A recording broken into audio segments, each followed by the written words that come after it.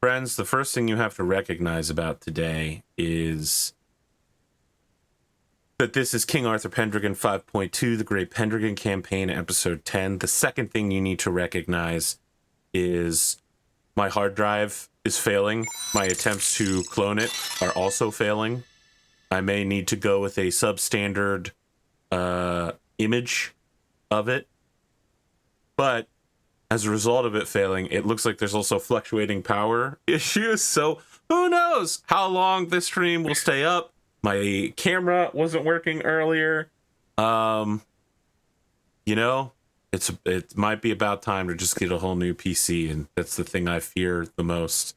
It's having to reinstall everything. Fortunately, I do have those images. I got at least 3 separate file backups just in case they fail, because this motherfucker already failed.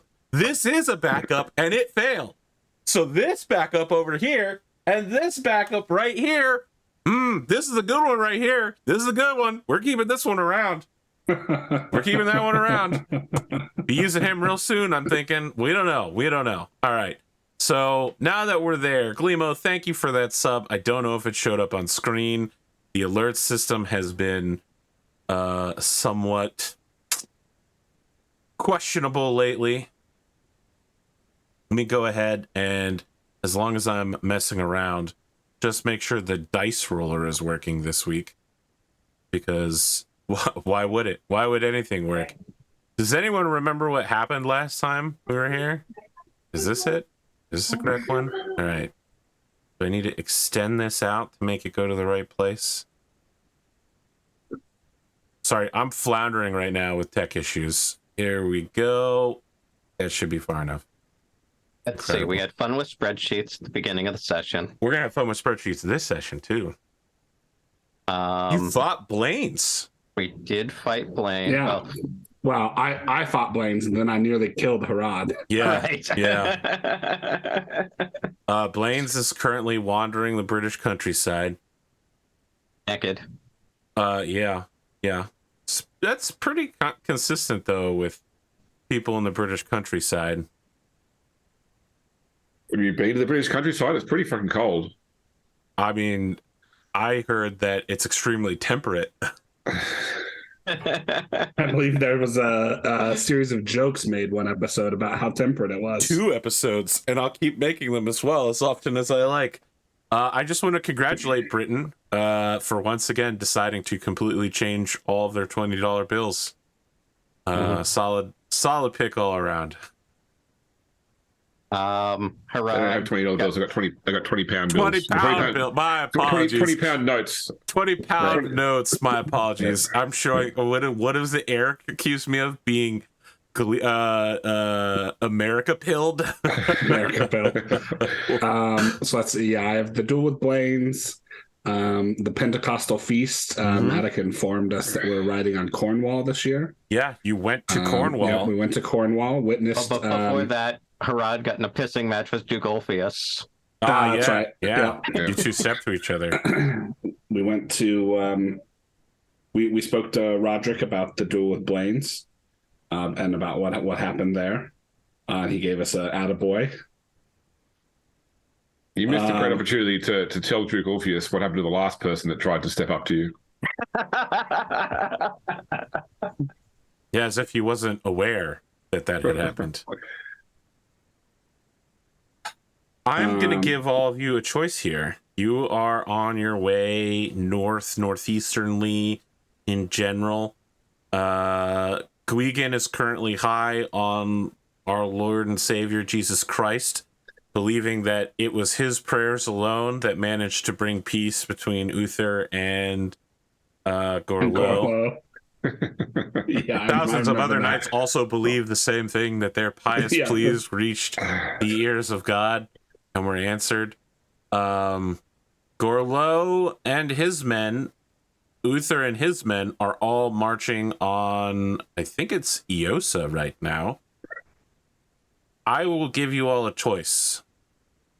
You can either determine which of your house knights and levies you're bringing with you, and we can go through a skirmish, or each of you can roll a die to determine which individual or group challenge you will go through. It will be personalized to your character. I prepared 2 sets of content for this. Interesting. This is after I accused you of not preparing content. I prepared this James, I prepared this content the day after our last episode. So you accused me of not preparing content, and you didn't realize I'd already prepared the content for the future already. You can't even keep up with how prepared I am. I'm so prepared. I prepared for you accusing me of not being prepared. And never going against a Sicilian when death is on the line. You should have said methinks he doth prepare too much. James, you really missed out on that one. You had such an opportunity. It's okay. He's got to shake off the rust. We haven't streamed in 3 weeks. We've played Blood Bowl repeatedly. So I vote for the skirmishing, but that's just me. First off, don't act like he's some rookie. This motherfucker's over here interviewing people about air quality sensors like an expert. Don't act like he doesn't know how to talk to people, okay? I'm an introvert, Arthur. Okay. Oh, you know what, James? I have no idea what you're like when you're not on camera here. That could be true. I would need Spoon or someone else to tell me. Someone who's met you in real life. I'm an INTP, according to Myers-Briggs. Look it up. Oh, my God. Let me just say real quick. You know that the person who made that, Briggs-Myers, was a massive racist. That test was the Myers-Briggs test was designed to prove that the white race was superior, and when it didn't work, she was like, okay, personality test. To be clear, you might be like, Arthur, how do you know that she's racist? Can you really prove it? She wrote a novel set during Confederate times where a group of detectives were investigating why people at a plantation were dying of suicide. And at the end of the book, it turns out that they were all white slave masters who found out that their bloodline was tainted by having intermingled with one of the help in a previous generation. And the 2 Confederate cops goes, boy, they made the right choice. They needed to kill themselves. Oh, so my God. If you want my opinion of the Myers-Briggs personality test worthwhileness, James, just know what I think of the fucking author of that test. If you want to tell me your zodiac sign as well, I'm a dragon. INTP. I'll tell you what I'll do with that INTP. I'm gonna drop it in the bathroom. Do you want to throw any shade on the creator of Disc? Maybe I can give you my Disc profile. I don't know what that is, but you're making me think that I'm gonna have to learn so that I can be enraged about that as well. It's been a while since I complained about something. I can feel it. I feel it inside me. It's got me waking up. The power is flowing through his veins. Well, I didn't know that about the Myers-Briggs creator, but I can tell you the creator of Disc went on to create Wonder Woman for DC. I don't know about. Well, fair enough. Are you talking about the original Wonder Woman or the most recent Wonder Woman movie? No. The original character. Okay. Yeah. Okay. Yeah. Because I have very different thoughts about the latest Wonder Woman movie, which I assume was Wonder Woman 84, which was truly, it was a phenomenon in a way. It was definitely a movie. James Glimo. It was one of the films of all time. Yeah, one of the films. I've diverted us enough away with history lessons about how much I fucking hate 4-digit alphanumeric codes to put your personality in a box. Would you like to do skirmishing, which will potentially and almost certainly end with a number of your household knights being dead? Or would you like to... Don't look at me. Let me tell... Okay, you know what? I'm going to divert us with story time again. You know, We're getting them. You know, this is my 4th run of this campaign, right? I'm aware. On my last run of the campaign, the party decided that they were going to lead the army of Salisbury during the dark times. Mm-hmm. All right?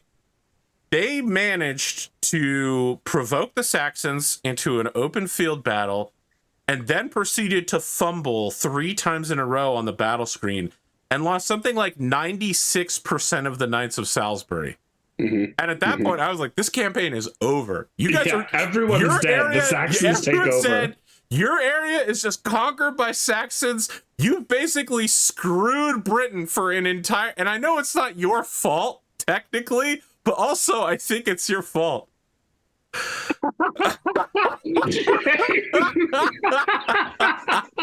Yeah, accurate. Good one. Nice. Perfectly balanced as all things should be. Live viewers are the only ones who are going to know what's going on right now. James, Glimo, my same question stands. Skirmish or a series of random events?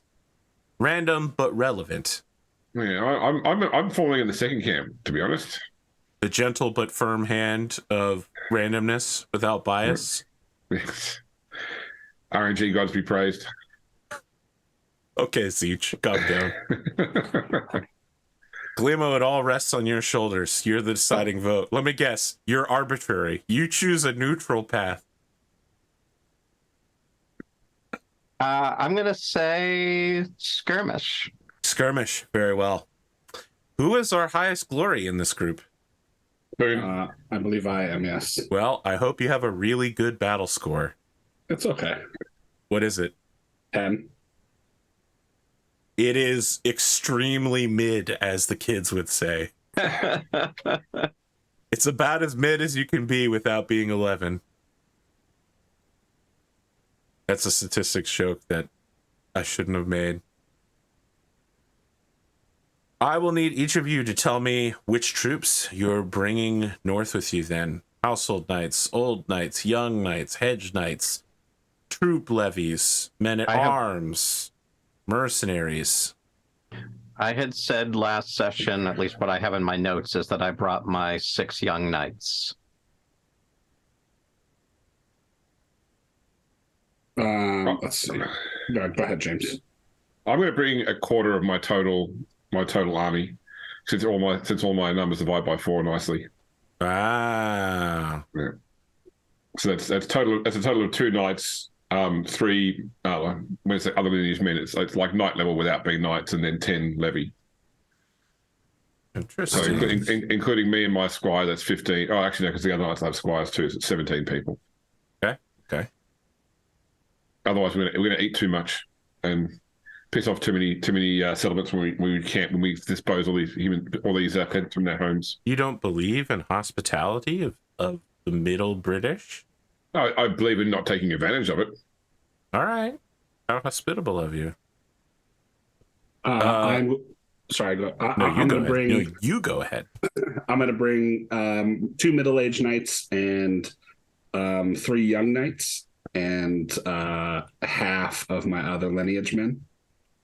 Excellent. Now that the audience has heard that, I'm going to need each of you to break it down for me. But hold on while I get a document open to do that with. Should I bring...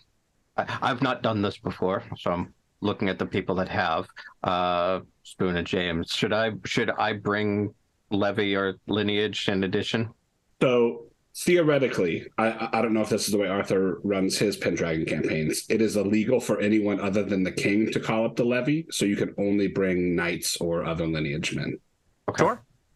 Because I've never heard that, but I'll assume that you're right.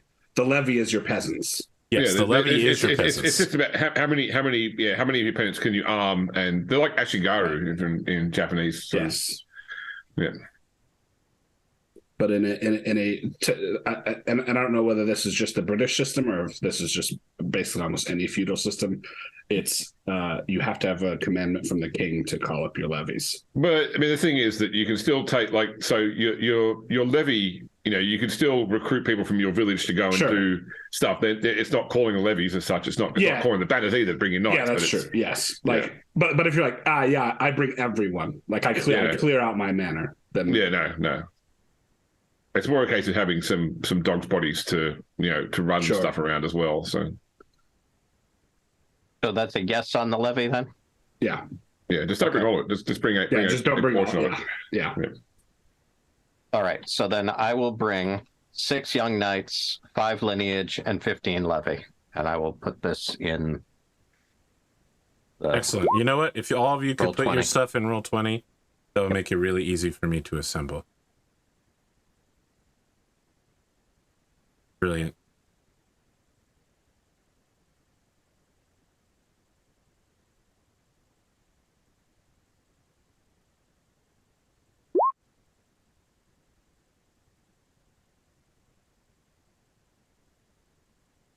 Oh boy. Playing a little game this week called Who Doesn't Come Home. The first winner was Sir Blaine's. I mean, all of my knights are people from my family tree. So when I built the family tree, I'm sure they were a part of that. So yeah. Yeah, same. Anyone that dies, I take off the family tree.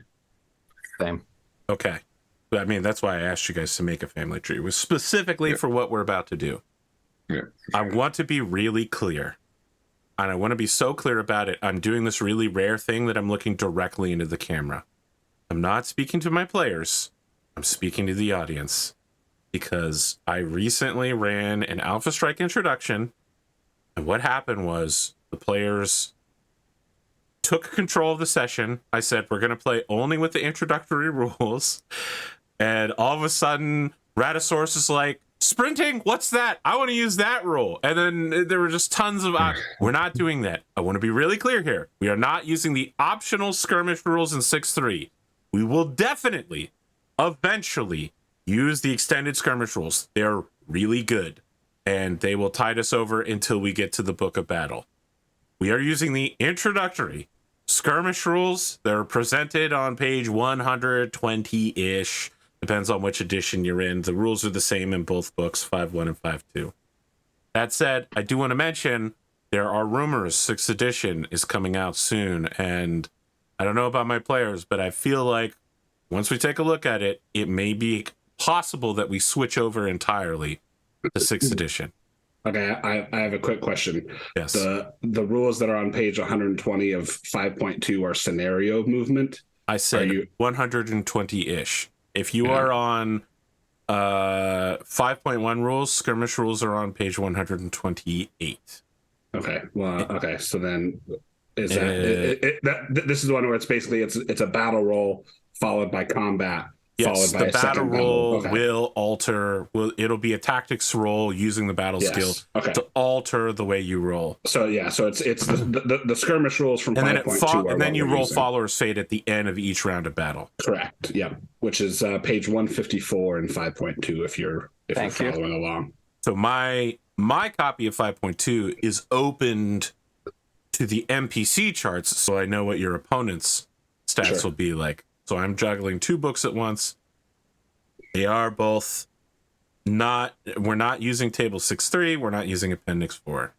Yep. Okay, audience, now that we're there and you understand the players will not take control of this battle. I mean, I hope that they'll take control of this battle insofar as Spoon will roll well, but they will not. We won't be rolling 3d6 to determine where we move on a chart. Sorry, just out of interest, did anybody see the Battletech target announcement today? Yeah, with Duncan Fisher. Yeah. You mean Legend of the Arena, Duncan Fisher? I've still got my Duncan Fisher announcing the end results of Solaris Knights. That Warwolf is still the champion.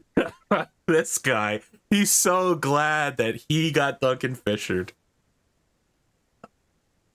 Laugh it up, Honestly, fuzzball. it's like a top 5 highlight career moment for you right there. Exactly. Yes, very much. Do you so. want the audio file?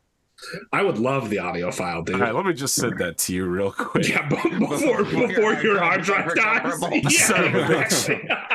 Well, first off, it's not stored on my boot drive. It's stored on a USB drive. But that USB drive has been a little questionable lately as well. Do you like live under a radar dish or something, AP? You wish. Close to one. It's been a rough time. I really Delaware's not that big a state. You're pretty close to one. Yes. I think that the problem is just power supply. I think my power supply is cascading problems to all of my other issues.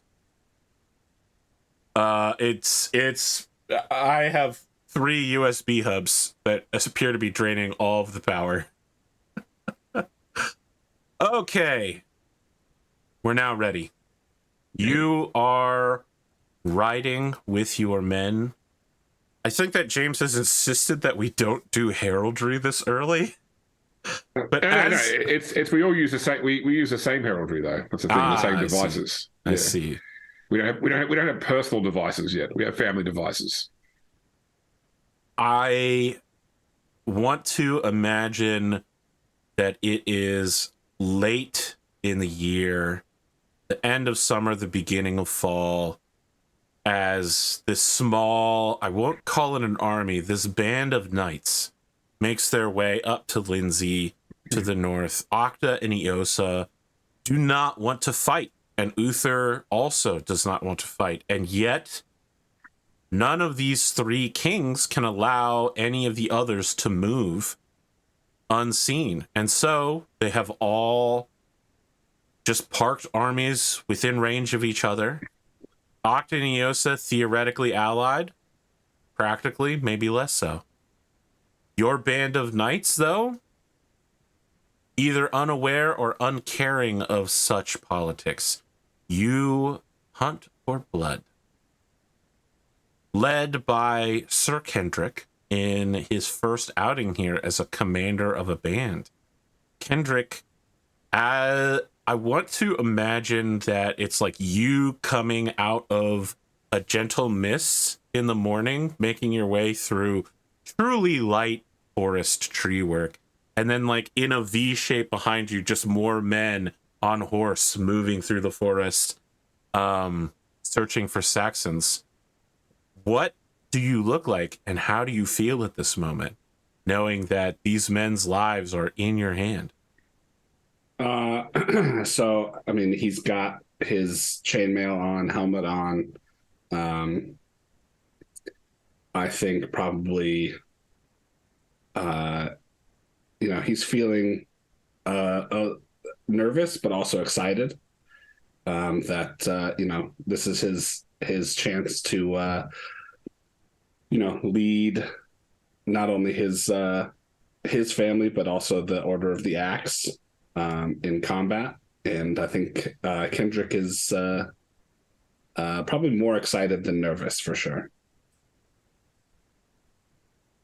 Your set of knights are overlooking one of the small roads around Lindsay when you see a considerable sized band of Saxon warriors.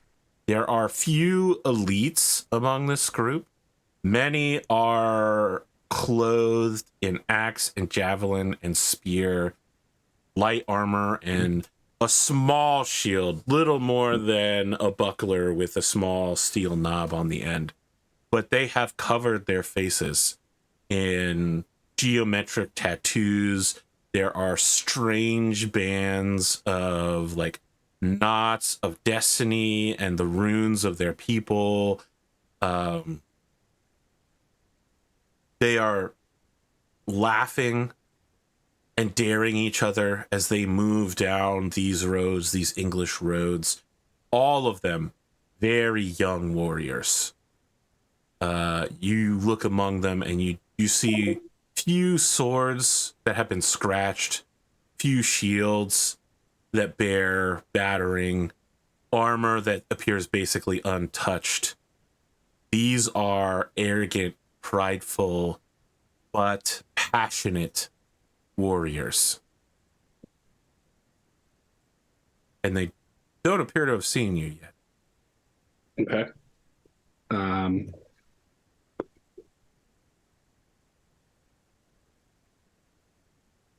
I think Kendric raises his lance and then like tilts it down without saying anything, and just kind of the nonverbal signal for charge. Okay. As much as you would like to be stealthy with this many knights, the noise of the charge is incredible. The feeling of it transmits through the ground. the Saxons begin assembling themselves, and you get the feeling that perhaps much of their demeanor of distraction was a lie. They certainly knew that you were here and wanted this charge to happen. So let us roll the battle rolls. Indeed. I would like to call upon... Now, just to be clear, you can only be passionate in one thing. Correct. At a time. So if you want to be passionate in battle, it's not a bad choice. Yeah, but I it's not like if I'm passionate in battle, I can't then later on switch and impassion with a different passion in something else. I would just lose the passion of battle. I'm going to double check that real quick. I think you can. It's just a case of you got to come up with a different passion that then fits the circumstance as such. Right. That was my understanding from the reading, but I'm new at this. My problem is I'm stuck between 5.1 and 5.2. And also, we're using 6th edition for passions. It's a lot of things. The thing I do know, definitely, is that there are only one passion at a time. Right. I call for a passion roll, inspire, snap out of it, man. You know what? We'll go with your way for now. And I'm certain that if either of us are the one that was wrong, the YouTube comments will let us know. For sure. Yeah, for sure. Yeah. For sure. Okay. So I'm going to call upon my hatred of Saxons. Very well. So I get a +5 to this battle roll. Okay, hold on. I'm probably going to call upon my hatred of Britons. I don't appear to have hatred Britons, actually. Yeah, I mean, it's usually top tier berserkers have like hatred everyone, and yeah, the Huskanats have like hatred knights. And I mean, we have hatred of Saxons because they're invading our land. True enough. Have you even watched Red Dawn? Listen. Not only have I watched Red Dawn, I watched the bad Australian remake of it where they changed it so it wasn't Chinese invaders? They digitally altered all the flags? Which one do you mean? Do you mean Tomorrow When the War Began, or do you mean the Red Dawn recent one with it wasn't that recent. I remember a Red Dawn that was made in Australia that's only like 10 to 15 years old. So there's a Hemsworth one, which was the remake of the old film, and then there's an Australian film called Tomorrow When the War Began about a not Chinese invasion of Australia. I think it's the Chris Hemsworth one that I recall, and I think they digitally altered all the flags to be like North Korean instead of Chinese or something. Yeah, they found out it wasn't going to sell in markets. Okay, so let's roll battle.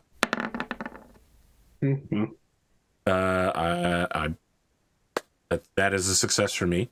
That's a success for me. So, looking at a failure, all of your knights will take a -5. No. I got a success.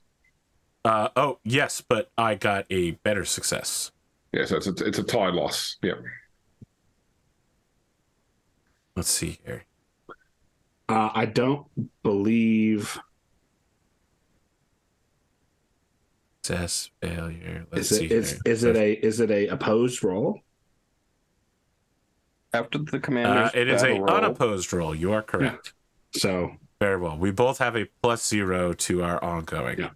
You will get your +5, -5 going forward in this battle for being mounted when your opponents are not. So each of you are squaring up against a Saxon warrior. I assume that you all wish to remain mounted. Yeah. Yes. Well, because we're charging, right? Which is another +5, I believe, right? It is if you're using a lance, and they don't have long spears. Yeah.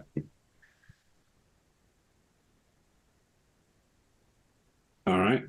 They do have spears, but they are not the the great spears. They're not the great spear, which cancels charge. Yep. They are also not using those spears. They're using hexes.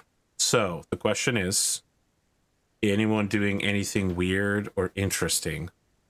Because I have to impassion with Hatred Saxon because of the level for it. I will charge with my sword rather than with my lance. Very well. I recall you doing this before. Yeah. Or at least saying, I'm going to do this next time because I'm mad that I'm impassioned. Yeah. Well, I had to with my previous character. I did it with the lance, but I had a much higher spear skill. Mm-hmm. So I forgot his name now. What was my last character? Owain. Owain was a spear master. Yeah. Oh, Sir Oswald. Peck, right? Sir dies at the beginning of the film. Yep. So would you like a Hatred Saxon roll for me, Arthur? I mean, I wouldn't like one, but it sounds like you're going to offer me one, so please go ahead. Look, I may as well start with a failure early. I mean, I am the Saxon, so I'm offended that you hate me. All right. You say you succeeded? Yeah, I succeeded. I hate what you stand for, Arthur, not you specifically. I thank you. Thank you.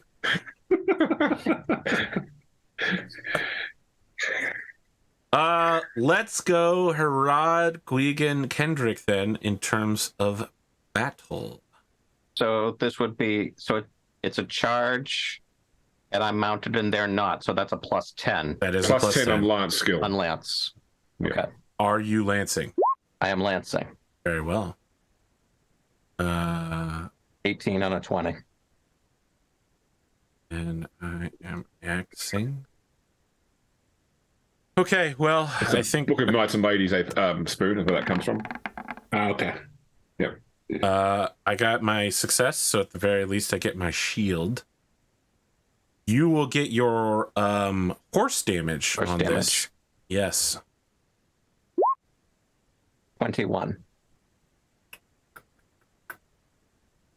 21. Boy. That's soup's bad for me. Quite bad. Not quite enough, but it is a major wound and it is a knockdown test. Yikes. All right. And I believe your lance breaks because it's odd It's damage. odd, yes. Yep. My knockdown is a 16, so a 15 will succeed. Your dex is a 16? Yes. Damn, these boys are fast. Oh, sorry. I was looking at the knockdown threshold. It was an 8. He's down. He's down. I will mark him as being defeated. He's smart enough to not get back up. He's down. 1 hit point from unconsciousness, so he's crawling for the woods. Yeah. He just goes down and he doesn't get back up. Let me mark your success. Actually, major wound. With only 1 hit point. He's probably unconscious. He's not. He doesn't have 1 hit point left. He's 1 hit point from his unconsciousness threshold. Yeah. Okay. Oh, okay. His unconscious is. So he's probably got like 6 or 7 left. It's pretty low. It's quite low. Let me mark down here. Glimo defeated Saxon warrior. I mean, he's still probably unconscious because major wound, you have to test against your remaining hit points. Right. And you immediately age. Yeah. Look, I'm not going to bother doing that. I'm just going to mark this for guy. some random Saxon, yeah. Gwgan. Correct. I almost called you GrimDarkJames. My mind was just, I was like, that's wrong. That sounds wrong for some. Oh, shit. This dude's dead. What? Okay, hold on. I could also critical, right? Could happen. Right, it could happen. Yeah, that's right. It didn't, but it could have happened. Okay. All right. So I will then do sword critical. Yeah. 34. James, have you ever played the trading card game Yu-Gi-Oh? No. You haven't? All right. So you don't know what happens when Exodia obliterates somebody? All I know is people have weird things in their arm they throw cards out of. I don't think they throw cards out of them, but close enough. I'm not going to argue that point. You Kaiba this dude. He's just like, as you slice into him. It's so bad that your sword slightly catches, and you drag his body along before finally pulling it free. No one plays Pot of Greed because it's banned. It's permanently banned on this show. Brutally defeated Saxon warrior. All right, Spoon. There we go. Sure. Let's see. Ooh, very close. Very close. Close, but unfortunately a failure. Yeah. So no shield. No shield. For 21 points of damage. So damage. And my lance like will also Herawd, break. your warrior will also choose to. Let's see if he goes down first. Good Yeah, because question. he didn't have shield, so this might kill him. Yeah, he's just gonna stay down. Sure.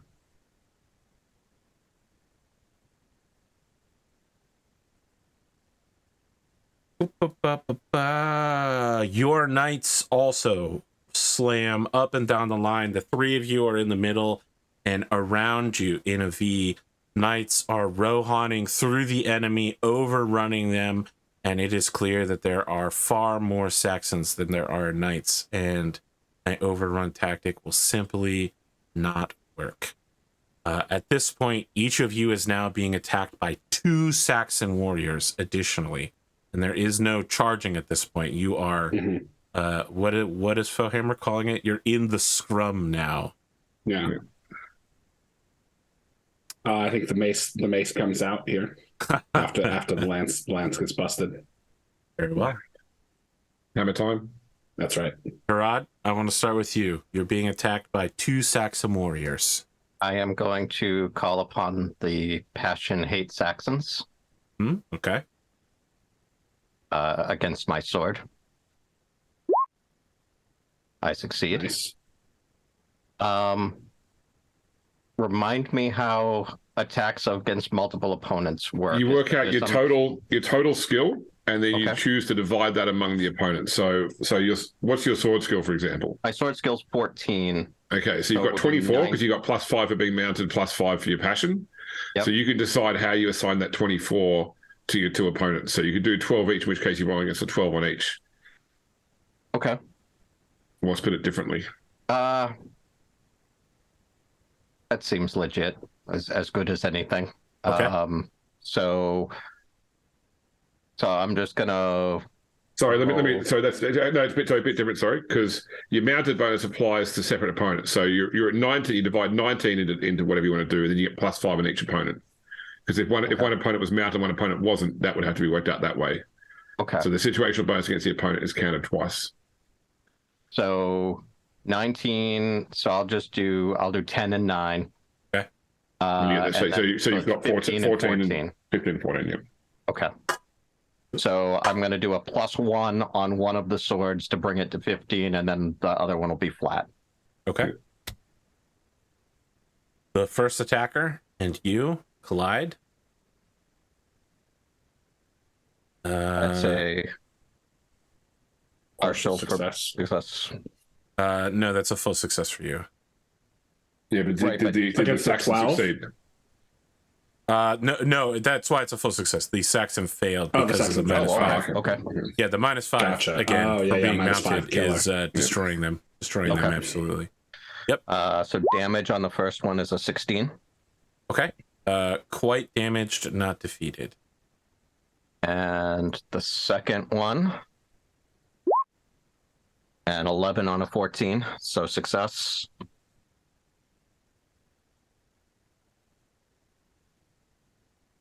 See what your opponent rolls. That's a failure. Okay. Damage is 13. You injure both of these men quite heavily, but both of them still remain standing. James, same questions. I'll put the 15 on each. I mean, okay. So for first guy is a success with 11. Who gets his shield? Good shield. 4 damage.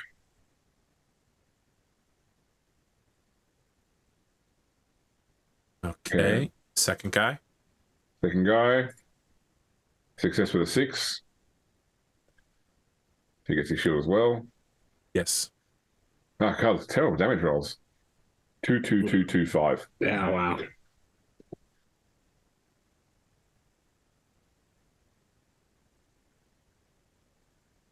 Your opponents are injured by virtue of them having somewhat exposed skin. They are nowhere near as hurt as Herawd's opponents, however. Yep. And certainly they are not dead. Spoon, it's down to you and your mace.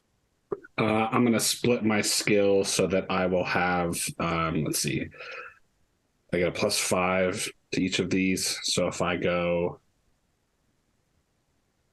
15.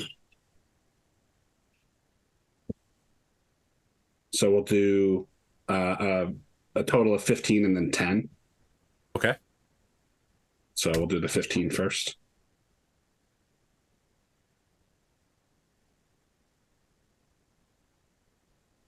Boy, I'm... Oh, wow. Smack. That is 36 points of damage. Yeah. Bonk on the head. Yep, he's absolutely totally dead.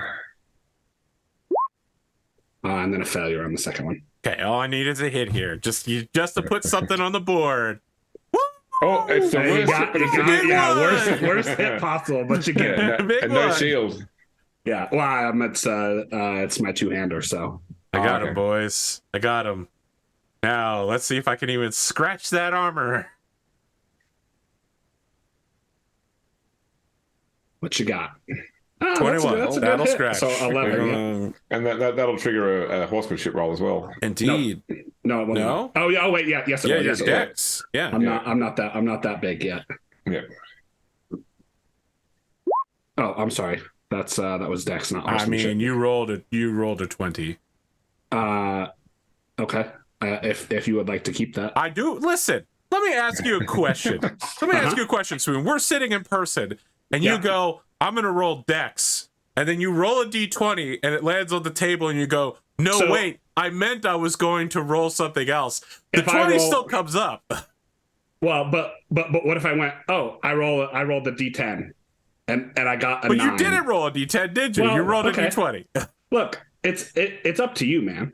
I'm keeping it. There's no risk in not keeping it. All right, I've always played with roll 20 dice on the table. You roll something by accident, if it's the same D size, you go down, correct? Yeah, I mean, I fall off my horse and take 1 extra point of damage, but 1d6, isn't it? Yeah, but he rolled a 1 on the D6. I rolled the 1. Oh, sorry. Okay. It's incredible because you had this amazing moment of like brutally clubbing a man to death, and then the one Saxon to actually sneak a hit in. Sure. Your horse rears up and you try to hold yourself. Just the shock of you being pulled out of the saddle tosses you to the ground, and now you've just got an angry Saxon standing over you. Yeah, who I'm about to get up and fucking kill like his friend. Herawd, we're back around to you and your 2 Saxons. We call it the 2 Saxons problem. It's like the trolley problem, but involves only 2 Saxons. Yeah. Inside each rod, there are 2 Saxons. Gonna do the same thing I did last time. Okay. Inside each Herawd, there are 2 Saxons. Oh, no, I rolled 5d6 by accident. I was doing upshift. Don't worry about it. That's a success. Damage roll, though. Okay, I need to roll higher than a 4, but lower than... Nope. Okay, go ahead. Just go ahead. I'm just going to pretend that Saxons don't exist for a moment here. 10 damage? It shames me to say that without the shield, that's still good enough to knock him into unconsciousness. It shames him up, not you. What sort of armor are these guys wearing, by the way? Like leather, or it just says armor, but it's armor 6, so I would assume it's okay. leather. So yeah, it's like leather armor or something like that. Yeah. Okay. And then the second. They're armored in devotion to Wotan. Yeah. They don't. Yeah. They don't have that though. Success. Some of them do get that, but not these people. Yep, you got this guy too. And here comes my damage, 14. Okay. Also unconscious. I will tell you, Herawd, you could capture these people, but no one will pay for them. I think you instinctively are just looking them over and you're like, no one's going to pay for a 17-year-old lad, you know, wearing bare bones out here without clan sigils and such. You What can be you reformed. do, You got to trust the system. You gotta trust the system. You know, I'll point you towards our passions there, James. so what you do with these two Saxons, we'll find out next round. But just know, you can't capture them. They will end up working a field somewhere. No one will pay for them. Gwgan. All right, second verse, same as the first. Very well. That's a crit. Not kidding either. Second verse, same as the first. Critical Dark James here. Just roll it up. These are the most, as far as like end of year rolls, these are the most wasted sword crits ever. That's it. 39. Oh my god. Oh, All right. Jesus. So I'm marking you for your second brutally defeated Saxon warrior. Okay, let's go for a third, shall we? Second guy's a hit. Oh, you couldn't bring a critical up in this house? No, sorry. Okay, go ahead. All right. Man, with these rolls, I might as well be playing Blood Bowl. That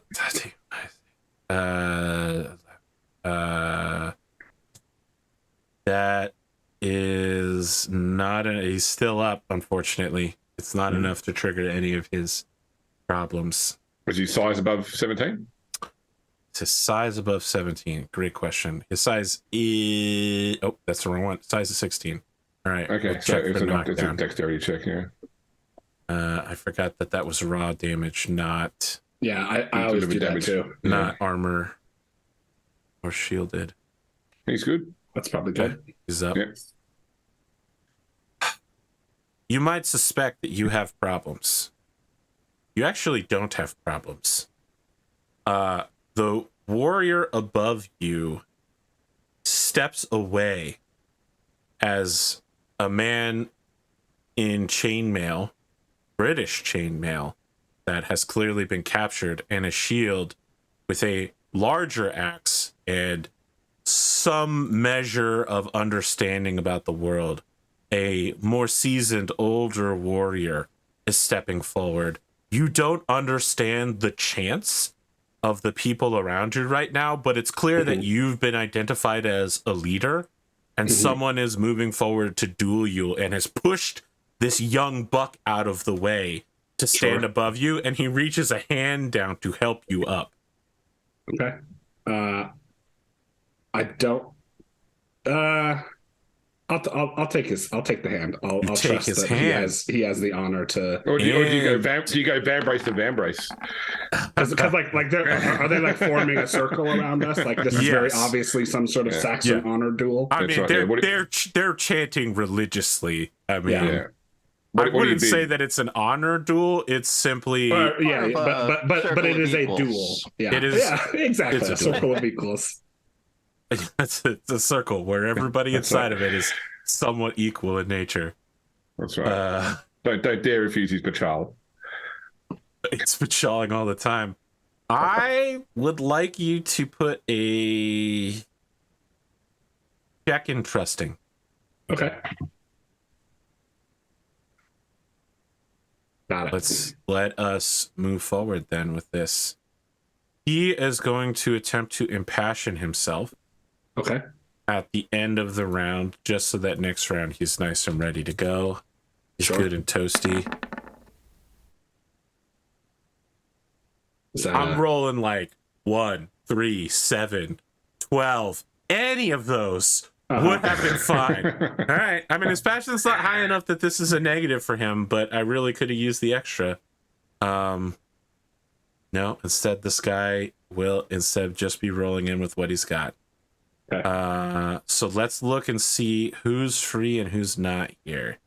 Herawd, you have your 2 unconscious warriors, or you could help one of your comrades.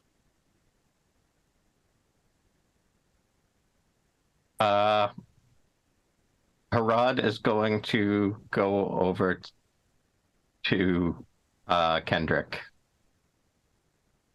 Okay. Are you entering into the combat he has against the Saxon leader? I think Herawd rides up and says, and kind of yells out from horseback, Kendric, I stand ready. Let me know what you need.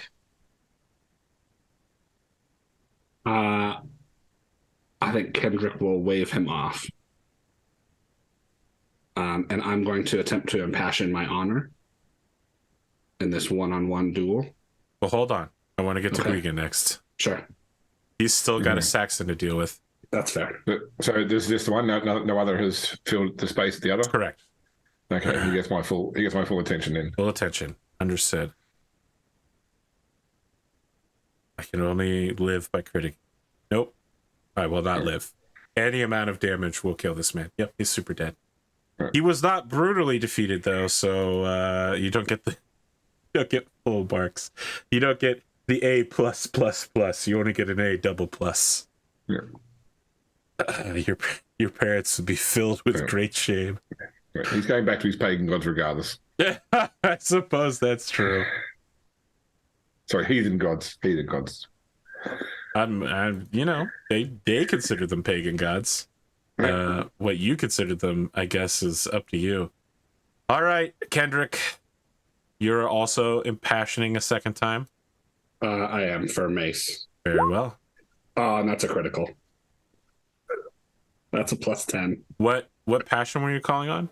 Honor in this Okay. in this one-on-one duel. Well, that makes me feel bad for failing my honor passion.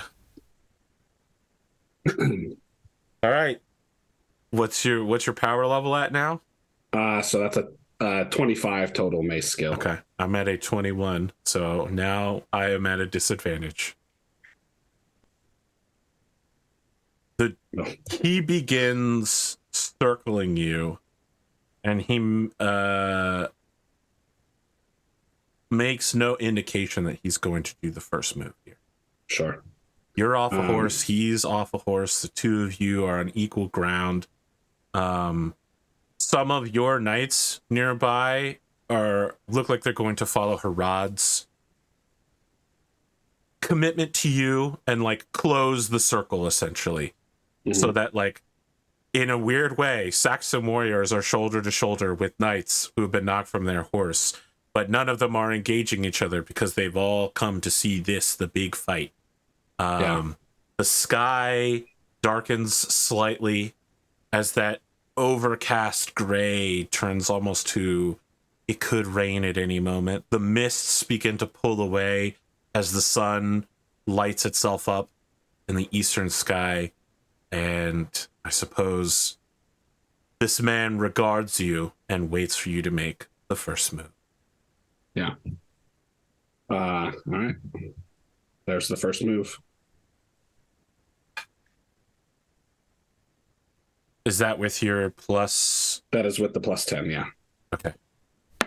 But I meant, is that with your +4? Yeah. So the way that it does it is it takes whatever you rolled plus whatever your skill was over 20. So he's rolled a 15. Yeah. Plus Okay. 4 is just 19. To understand.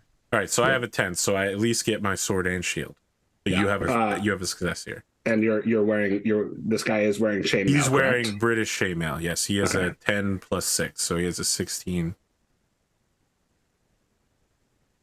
The reason I ask is because I do an extra D6 of damage against people in chainmail. Okay, so you deal with the mace specifically 6 damage. I will need a check for knockdown.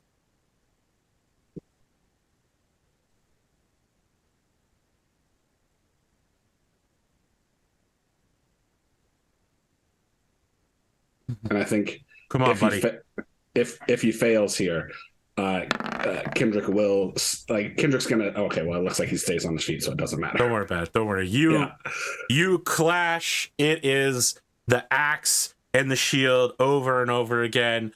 You are whooping with this mace, and he is trying to like cut into and over your shield. And while he's busy concentrating on that, he lets his guard drop just slightly enough that your mace slams into his left shoulder and tears a little bit of that chainmail, and he almost goes flying. You could see he has to bend his knees to keep from going down on this, and he's slightly dazed, confused, in pain. Then gets up and like he does some sort of flex, like forget the movie, but it's the one where the Henry Cavill like gun cocks his arms or whatever. Reloads his fists. He does that. He like shakes himself out, and the Saxons are all ah! That will be Mission Impossible Ghost Protocol. Very well. I never watched the movie, but I saw the trailer and I thought, well, that's certainly a scene. He no longer resumes trying to circle you. Instead, he's trying to approach you to go shield to shield, so that the two of you are basically just wailing at each other over the Kendric shields. hasn't got a shield. Kendric's got a two. Yeah, I was gonna say that's gonna be difficult because I have a two-headed mace. Well, he's trying to get the shield in your face at the very least. All right, let's roll. Oh my God! Go ahead. I was born to failure. You think that you have bad rolls? I was molded by them. That'll be 28 points of damage. Oh, fuck. All right, so I block 16 of that, which means I take 12 more. God, this guy's gonna get fucking destroyed. Okay. So it's not enough to hit his major wound. It's definitely enough to hit his knockdown, but not double that. Ooh, let's do it, boys. Come on. Would you say this guy is roughly my size, or maybe he's size 17? Yeah, okay, so just slightly smaller, but probably not enough to if he was a Kimrick, he'd be bigger than you. Yeah. How's his dex? Probably not a 15. Probably not a 15. He is down. So now that it is, Kendric will like take a step back, give him some space to get up, but he's not going to help him up. Okay, interesting. Because he's impassioned with honor, but he was also impassioned with hate Saxons earlier. So a round passes where his men are all shouting things at him. There are something like coins passing around, but also goods. Betting seems to be happening. And with him now having taken 2 huge blows, you could see that a lot of the Saxons here are like, like, dudes, the battle is still going on around you, right? It's only like a dozen guys on each side that have gathered around here. But these dozen guys, their fate is basically relying on this battle. Like, if their chief loses, they're basically completely surrounded and screwed. They need him to win. But you could see that there's one particularly keen bettor who is absolutely doubling down and betting against the chief over and over again. And he is raking it in. Someone just pulls out like a handful of chicken eggs and hands it to him. And he's just like, stuffs him into a little bag. If the chief loses, he stays in Britain as a minor lord.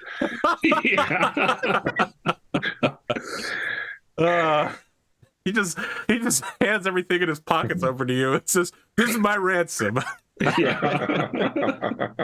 All right, let's roll. It does take about 20 seconds for him to get up and move around. And oh no, Jesus, could you calm down, Spoon? Could you calm down? I have a 17, and you have a critical. Yeah. So this guy just went from maybe you knock him unconscious to probably he dies. Yeah. Because this is 8d6 doubled. Yeah. 16d6. Yeah, you obliterate him. It's I talked about Exodia earlier. This is Exodia.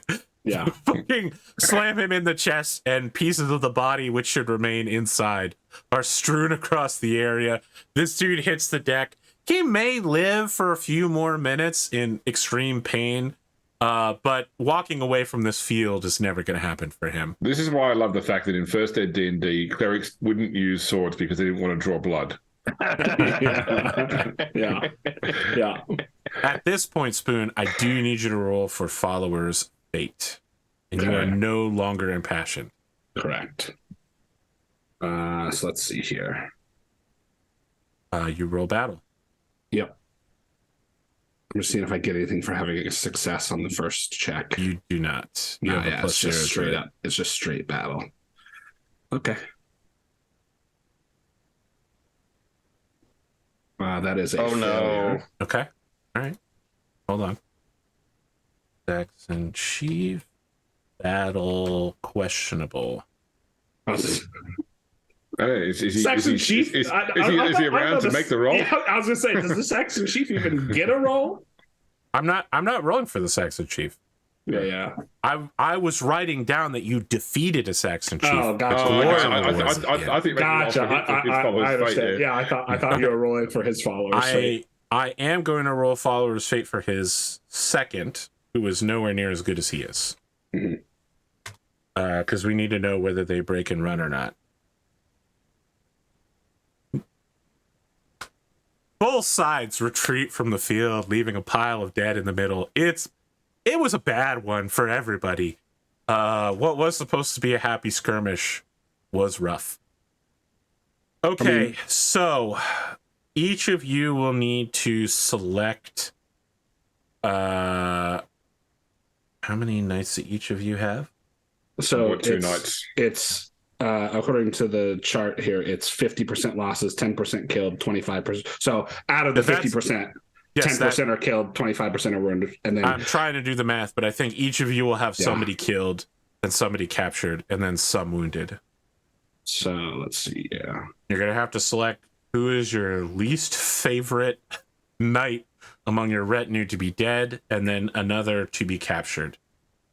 And then I'd like to make an argument. Sorry, I only bought two knights. That mean that they're both the ones that are affected, even though that was like only. That's a great. You know what? Roll a D3 for me. Okay, I've got lineage men too, and levies. Yeah. That's the thing. Your lineage men count towards this. Yes. Okay. So you will need to pick one person to be killed, one person to be captured, and for you, you'll pick one person wounded. Levies do not. I would also like to make an argument that our 15% captured goes into wounded, because we had like the PC knights had nothing but success. Like even my like being dehorsed, I got up and immediately absolutely destroyed two guys, and Gwgan and Herawd also. Like we killed double our number. The PCs, at least. That's how this goes, though, versus Saxon. Triple. Well, actually, I'm sorry. We killed triple. You have to roll triple. Yes, but that's how it goes to Saxons. They're extremely numerous. Well, I understand that, but I'm just saying, instead of 15% captured, because it doesn't make sense that like we beat the shit out of these guys, like battle roll regardless. Like the PCs, and we soundly defeated them. So instead of 15% captured, just add it into the 25% wounded, make it 40% wounded.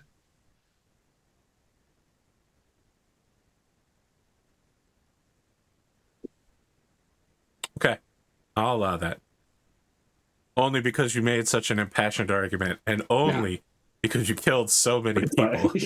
And that just fucking decimated. Somewhere out there, Greg Stafford got up from his grave, threw a bunch of papers and dice on a table, and walked in a circle and just went, "Making exceptions to my rules." No, that's not how Greg Stafford is. Let's be clear here. All right, James, you will need to select one person. Yeah. Could be a lineage man, could be a knight. It's your choice. Will be killed, and then two of your people will be wounded. So basically, your knights are all out of commission, I think. Yeah. So I think that. Well, because you could just have it apply to all the lineage men, I guess. Yeah, I mean, so what I'll do, I think it becomes, because we still did suffer a rout, so to speak. So I think I'll take out one of my young knights. I'm going to say that let's just see, my cousin Tudor. I'm going to mark him in. I think it's dead. Very well.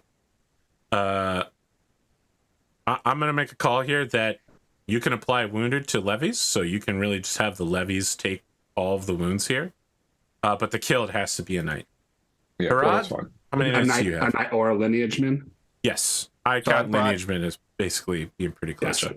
So I brought 6 knights with me, so that means 1 killed. Well, it's 6 knights and 5 lineage men. Yeah, so you need to choose a lineage man or a young knight to die.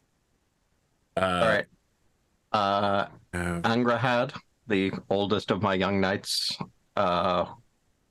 is now dead. 27. I'm not GrimDarkJames here. I'm going to need a calculator to figure out what 40% of 27 is. It's 11. So you can have almost all of your levies be wounded in this process. Kendric, you have 12 knights. No, I have. Well, so yes, I have. Yeah. 12 I'm counting lineage men. Yes. So yeah, I'll 12, need. so I have 1.2. I will need a just dead knight or lineage man as you choose, and then it looks like that means you have 30 people total, and with 40 of them being disabled, your levies can take that whole hit. Yeah. As well. So Kenned the Pitton, a cousin, will have died. He is one of my lineage men.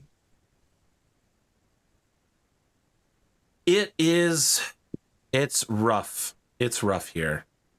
You guys did very well. Your attendant knights, not as well.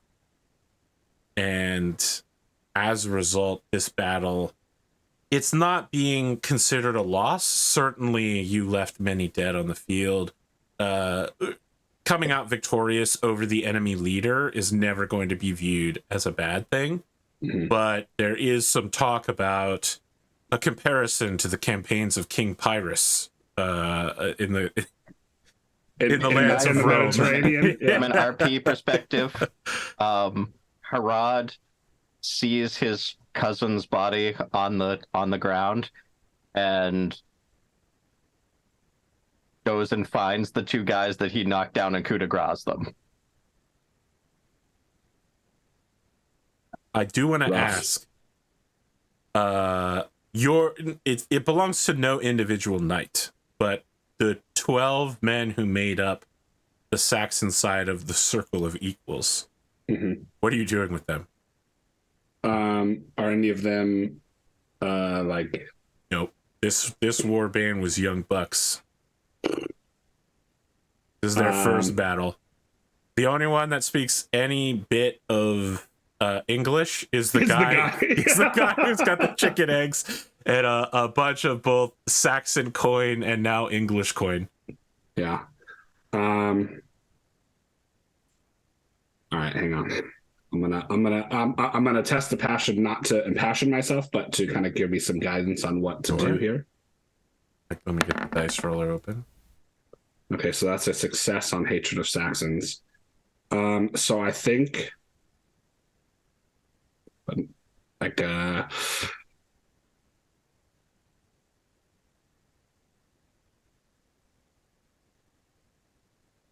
I will. So we'll hold them at sword point for now, and I'm going to fall over Gwgan and Herawd, and have a little chat with them about what they think we should do. As the 3 of you approach each other, this field filled with blood, you could see that your Saxon counterparts, like the retreating Saxon patrol group, is also just nearby, right? Like it would take several minutes for the 2 of you to re-enter combat, but as long as you're staying near the battlefield, they are as well. As we see this backdrop, we go to break. Because we're past break time. Yes, we are. Several minutes. But, we had a lot going on, so hopefully chat didn't have to hit too many ads. We'll be back for the middle part in just a few minutes. Stick around. Part the second. Welcome back. We return to last fleeting mists of the Isle of Britain, chased away perhaps by a sun angrily attempting to penetrate what could be at any moment rain, or perhaps they are chased away by this council which seems set on discussing justice or perhaps vengeance, as a grave-looking Kendric gathers Gwgan and Herawd. What's on your mind? We have these prisoners. They don't seem to be ransomable, but that one man does seem to have a good amount of coin and goods on him. I was curious as to what your opinions were on what we should do with them. Are you pointing or gesturing to him in any way? I'd like give like a nod to like the group. I mean, he takes like 2 steps towards you and points to himself. Like, are you talking to me? Do you want me to come over there? I like no. Hang on. So we're in the lands of Lindsay, I believe. Is that right? You are. Yeah. So, I mean, we could turn them over to the Duke of Lindsay or his retainers, as that they're criminals in his lands. We can dispense the king's justice, that is within our remit, or we hand them over. But it means we've got to manage getting them. You know, do the prisoners outnumber the retinue we still have? There's only 12 prisoners. Okay, all right. So we could manage them back to Lindsay. I don't really. So how far out are we from like a civilized spot where we could turn them over to someone? A day. I don't know if I want to sleep with a band of 12 Saxons. I mean, in our camp. It's morning. You could make it back before day's end. Put them to the sword. Keep the greedy one. You might be useful. Otherwise, I'd say put them to the sword would be my vote. But I won't stand in your way if you are feeling merciful. Send them on their way with a message of, I mean, they don't speak our language, but they can understand simple concepts. They can understand the concept of mercy. I would not feel comfortable leaving them in our backyard. Either we need to bring them on as captives, or we need to put them to the sword. At this point, Herawd will wave over the guy. Okay.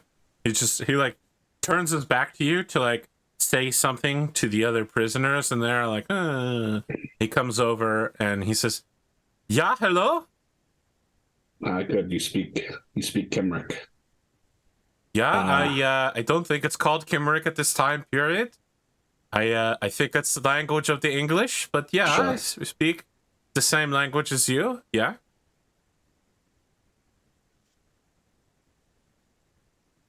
So, my current course of action is to take all 12 of you back to the Count of Lindsay and let him or his vassals figure out what to do with you. Yeah, okay. What if I have counter offer? My ears are open. So he holds up like a satchel bag that was on his back and is now like messenger bag at his side, and he's like, I've got some eggs. I've got some Roman currency down here, the shiny stuff. Got my sword. Yeah, I'm thinking that me and these guys, we just give you this and we go. You seem like good, trustworthy guys. You just let us go, right? Your weapons and any spoils of war. Ooh, I mean, my weapon. Everybody's weapons? I mean, that's a tough sell. What about my weapon? What about this nice sword, Castleforge, it's English.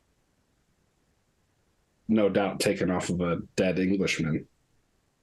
I don't know where it was taken from. I bought it here. Mm-hmm. Look, you see me in combat. I'm using the axe. What use is a sword for me? I got it because I thought it looked fancy. They say that the sword is the superior. Well, you don't need to hear any of this. The sword is nice. The money is nice. The eggs, I assure you, did the best. Nice English hens. Mm-hmm. Mm-hmm. Half your weapons and all of that thing, all of what you have listed, and then you can go free. Okay. He goes back to his guys and he tries to sell them on it.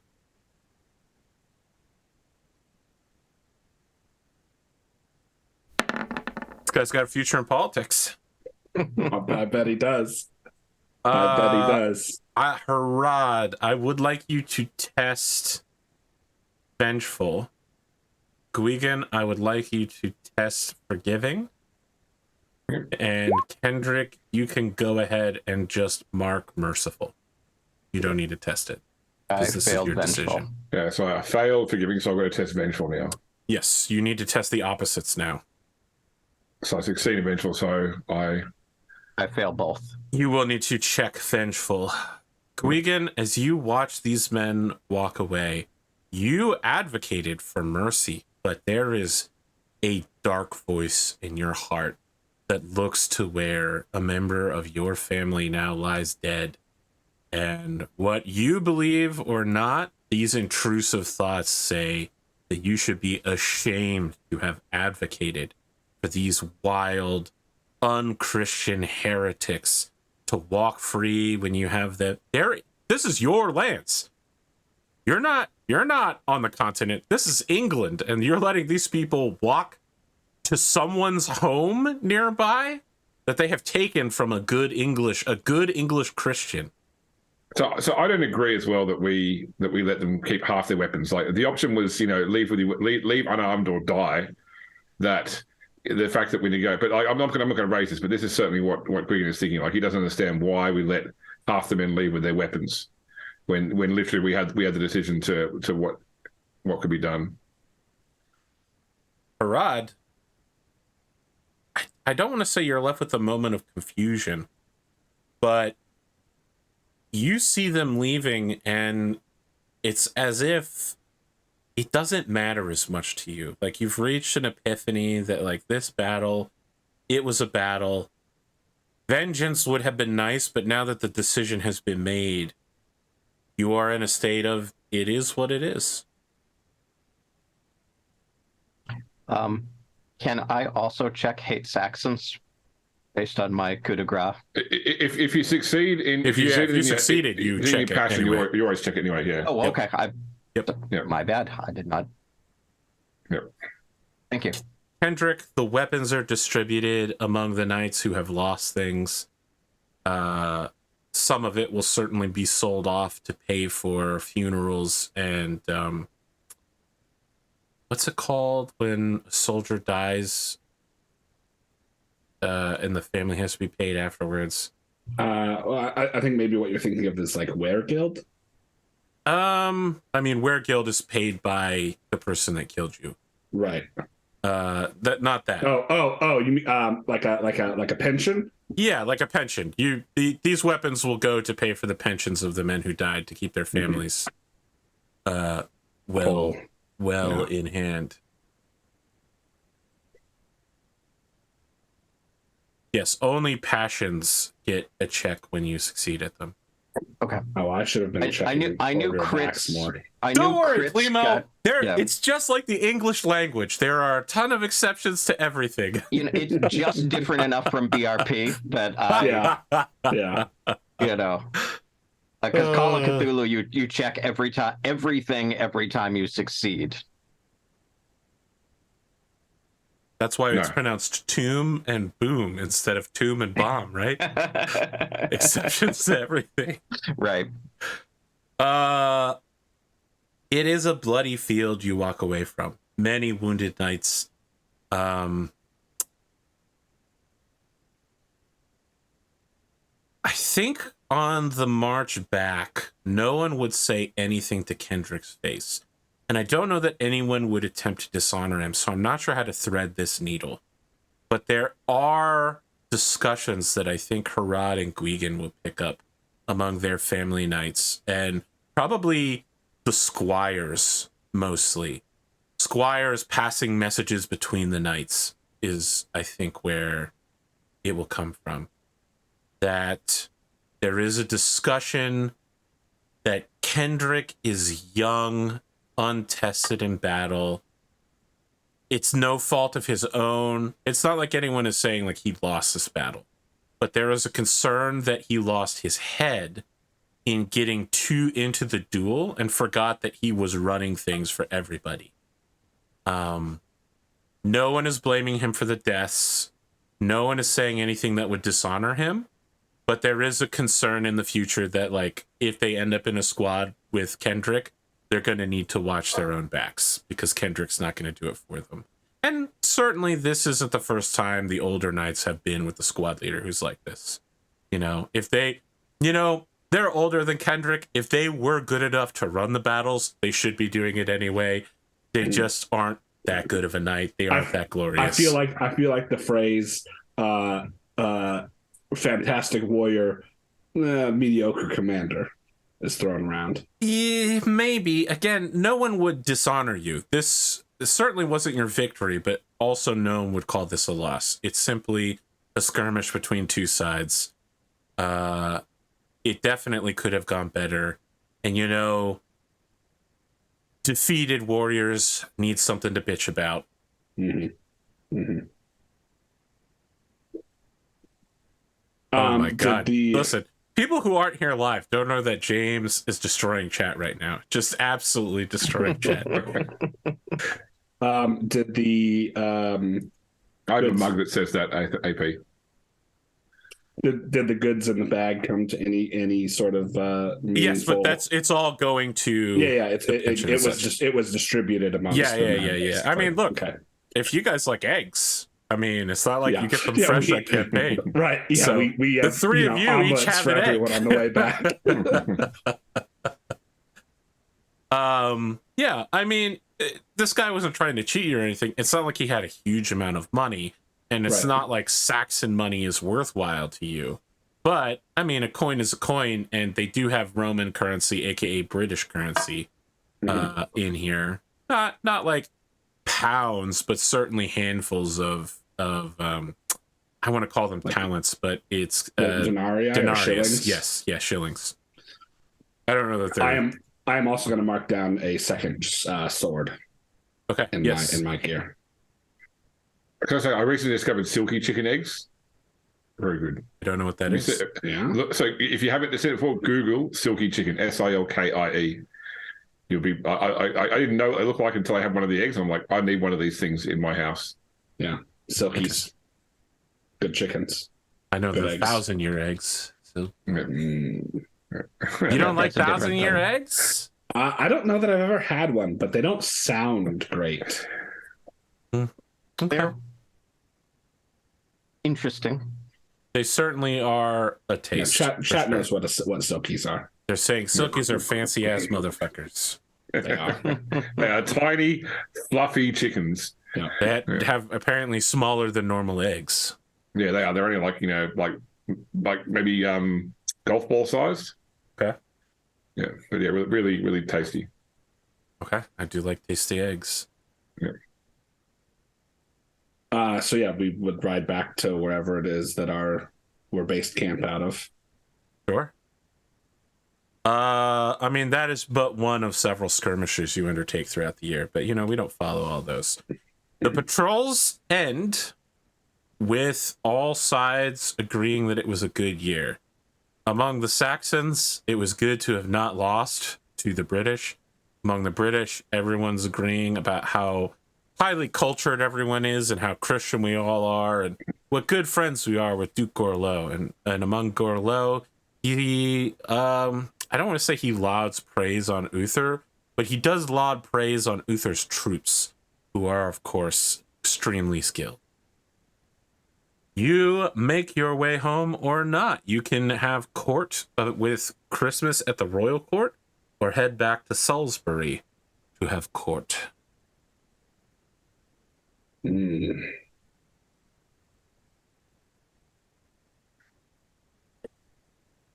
I would tend to vote towards Salisbury since we've been away for most of the year.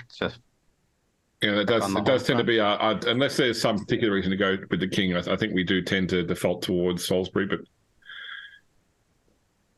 yeah, I mean, I think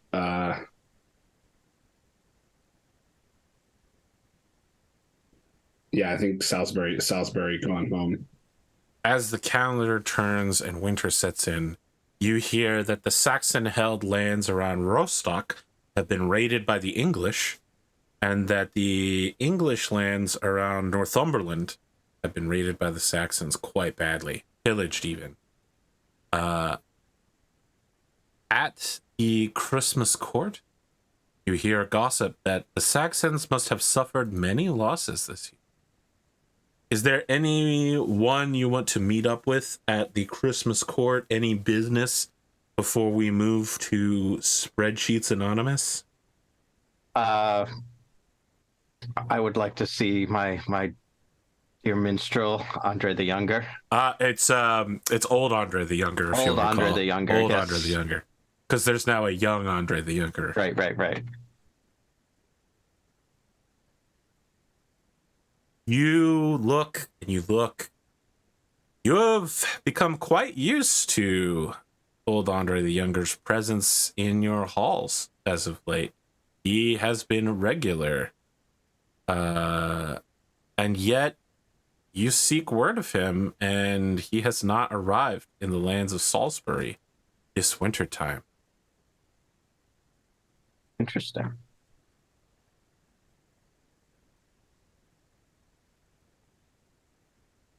Is there anything that I can do to I don't know that find any you word have of him? skills. I think your wife does, though. My wife has spy. Spy.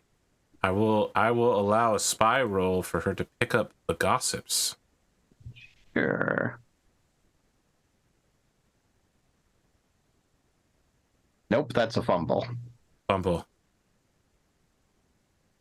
There were a lot of knights riding around, a lot of wealth being passed around this year. Knights rode all across the country to the southwest and then rode all across the country to the northeast. Raiding is constant everywhere. Hard to say. A man like old Andre the Younger, who got in a little bit of a trouble last year, I believe, for I don't want to say thieving, but questionable misappropriation of local stuff. Such a man and such a troop could find themselves wandering anywhere during such a rich time of chaos where the pickings are rich and the defenses of the country everywhere but the northeast are quite thin. Very well. Also, Herawd would personally take word to his uncle Difrig about Angrahad's death. Is your uncle still a serving knight? I think he's too old, right? I believe he's too old. He has a 40-year-old. Yeah, Angrahad was 39, so Difrig definitely is no longer a serving knight. Is there any heir to this house left? Yes. Yeah, Okay. Difrig has 4 other children. Okay. It is a blow to a weathered old man in a bad season to know that his strong young son, youngish, Actually. I mean, he's old now, but is dead.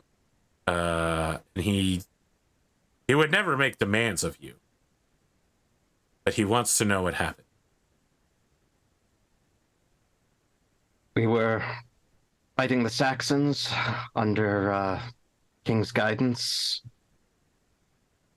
Angrahad served well and died with honor on the battlefield. She honored you, she honored our whole house. The gods will sing her praises in the afterlife. Okay. No mention of Kendric? I don't mention Kendric. I do say that that I slew many of the responsible Saxons. Okay. It is a bad Christmas and a bad year for a tired old man. And you can tell that he is hitting some bad hits on the aging chart this year. Mm. What little white hair he had left to give is failing. As you all are gathered at Christmas feast, there is a disruption in the hall coming from the main hallway, the doors of the castle. And a man is let in at some insistence. He is handing small coins out to squires, handmade dolls to any young ladies in waiting and maidens that he passes. To the knights, as he goes down the tables, he offers a word to each of them. He is wearing a white monk's attire, which is quite unusual. I mean, you know, we're talking the era of like rough brown is the standard. But nice shoes and a fine silver cross with a tonsure. And as he gets closer to the middle of the table where the three of you are, you just can't place where you know this guy from. Clean shaven, but is that Sir Blaine's? Is it? To make a recognize roll. Sure. That is something here, right? Like heraldry or recognize. Recognizes. Yeah, go ahead. Can we add suspicious Silchester? Yes, absolutely. Then that turns that 13 into a crit for me. Because my suspicious Silchester is a 10. Okay. Go ahead and mark that. Yeah, no, I fail. Herawd, Gwgan, you've got better things to do than look at this priest moving through the hall. There's a nice meal in front of you and friends on either side. Kendric, he's moving right towards you. There's no way you couldn't recognize Blades. Mm-hmm. Mm-hmm.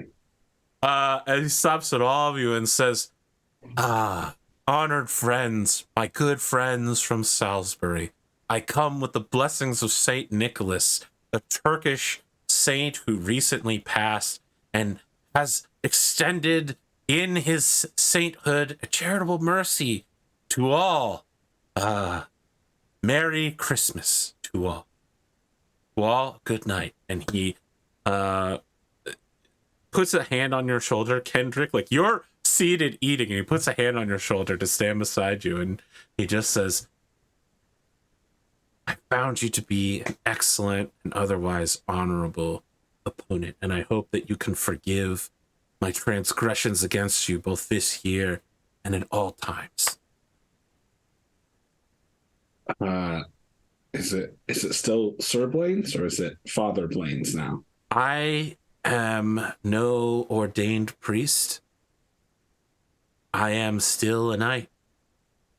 I came out of the waters with many, many problems. I could not remember who I was for a time, but those waters baptized me a second time. And now I am in service to the Lord as a great Christian knight. I can only hope that I can live up to the legacy that those have put before me. And I hope one day to be just as good of a knight as you are. And you, Gwgan, I hope one day to be as good of a Christian as you are. You are truly role models, all of you to me. Herawd, I must ask forgiveness for what I have done against you. The scuffle with some sort of book. They tell me that we quarreled over it. A book is no reason to take a man's life, I should think. I certainly didn't think so. Glad to hear that you finally see it my way. He just smiles and nods. I think, yeah, Kendric like reaches up and pats him on the arm and goes, "It was nice to see you, Blanks. Go with your god." Gwgan? Oh, well, he seems to be a good Christian man, so I wish him all the best, and whatever blessing. I can't bless him. I'm not a priest, but certainly, Yeah, you can offer to pray for him. Yeah, we'll pray with or for him. That's fine. Sure. He continues moving up the table to people who are more his level of glorious station. Again, offering anyone nearby small gifts and offering any knights small piece of advice. Kendric is also still watching him like a hawk. Okay. With I mean, you ultra critical, so yeah. Like recognize critical because of my suspicious of Silchester. Like, I'm gonna let you know that there will be an event later on, and I'm going to tell you before it happens what's happening in case you want to jump in. Okay. But is there anything else you're doing here at Christmas with your? I assume your wives and any family members are present. It is. Wouldn't say somber, subdued, perhaps. It's been a good year in a way that no one expected it would be at the beginning of the year with all the talk of war. Mm-hmm. For once, the English came out ahead in the rating. Losses were not that bad. It's been enough time that the people who are injured under your command have healed, Kendric. Mm-hmm. I think at this point, probably through your squire Elliston. Elliston, yeah. Man, I'm glad I remembered that before going ahead. At this point, Elliston has let you know that there has been loose talk. No one's blaming you for the losses, just passing along that the older men had suggestions that they wanted to make sure you heard about how battle command should do. Mm-hmm. What they would expect out of a experienced leader. Mm-hmm. Sure. And I think Kendrick would, kind of like there are always those who will have we'll call it advice on what you should do. I'm a streamer. I know what you mean. Yeah. Well, this is Kendrick talking to Ellison. Yes. But at the end of the day, it comes down to what you do and what you think you should do, and only history will tell us if it's the right thing or not. Elliston nods as if he says something sage. He begins to pull away from your bench, and then he turns and he sees to his left up the table Blaine's. And Blaine's turns to look at him and like waves, but doesn't appear to have any recognition of who Ellison is. Mm-hmm. And you see that Ellison looks confused at this. This whole situation is perplexing. And he kind of just remains dumbfounded near you for a second before stepping away. So it was clear that Ellison expected to be recognized by Blaine's. Yes. Yeah.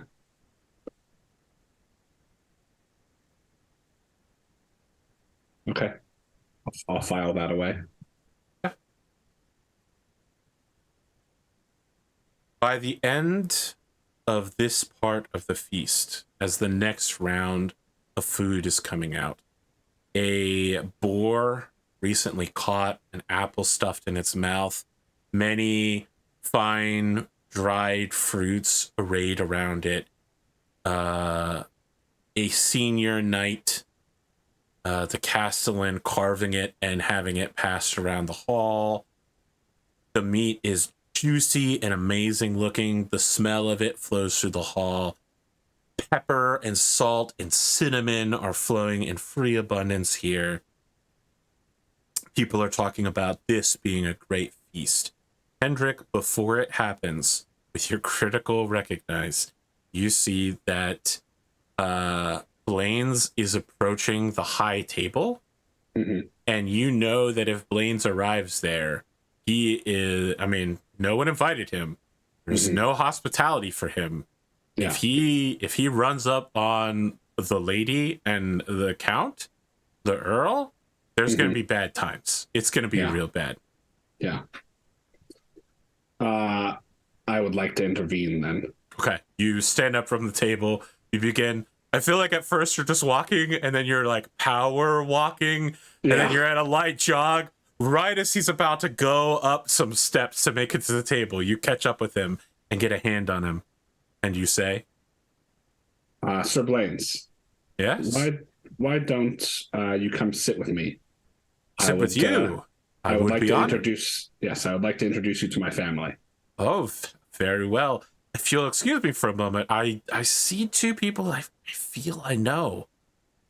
Is he looking up at Earl Roderick? I mean, yeah, he's looking up at... I'm sorry, I don't know them, but I feel I should introduce myself to the lords of this hall. Let me allow me to do it for you, my lord. Okay, of course, I'd be honored. And Kendric will introduce Sir Blaine, steward of Levcomagus, surprise guest. Okay.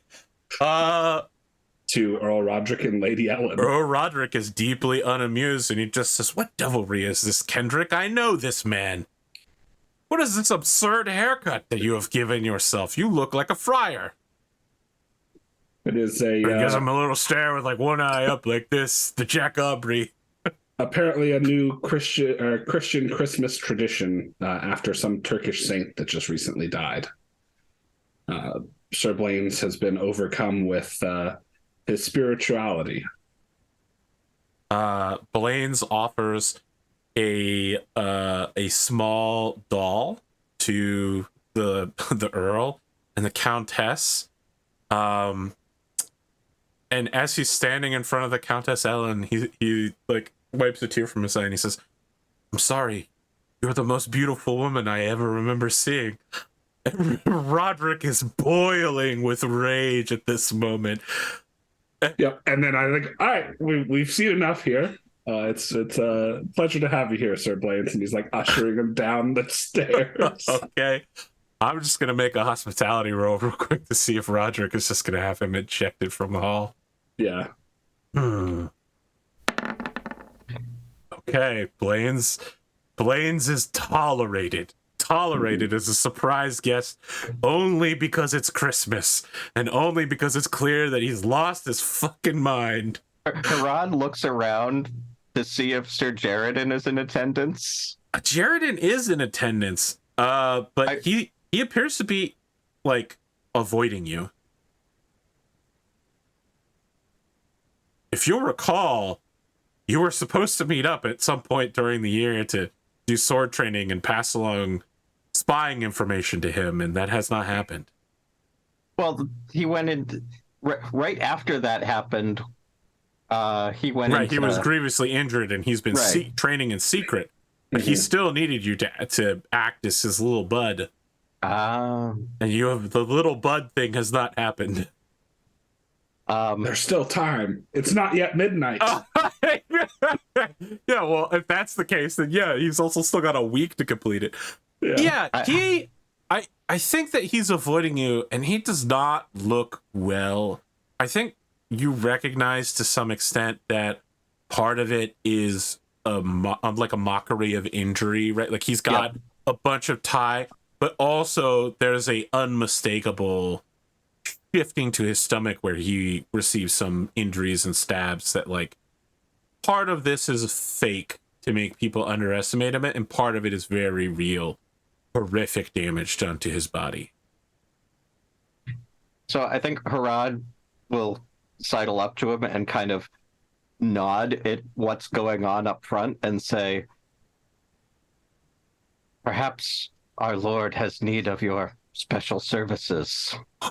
Holy shit.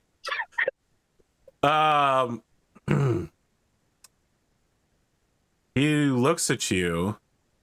God, I don't even think a roll is needed at this point. Have I asked you to check Vengeful yet? Yes. I think it's already checked. Okay. Yes, it is. I'd also like you to check Cruel, because this is real fucked up on Christmas, nonetheless. Is there anything else I'd like you to check for this? I mean, this is fucking insane. Maybe arbitrary. I don't think this is arbitrary. This is real targeted.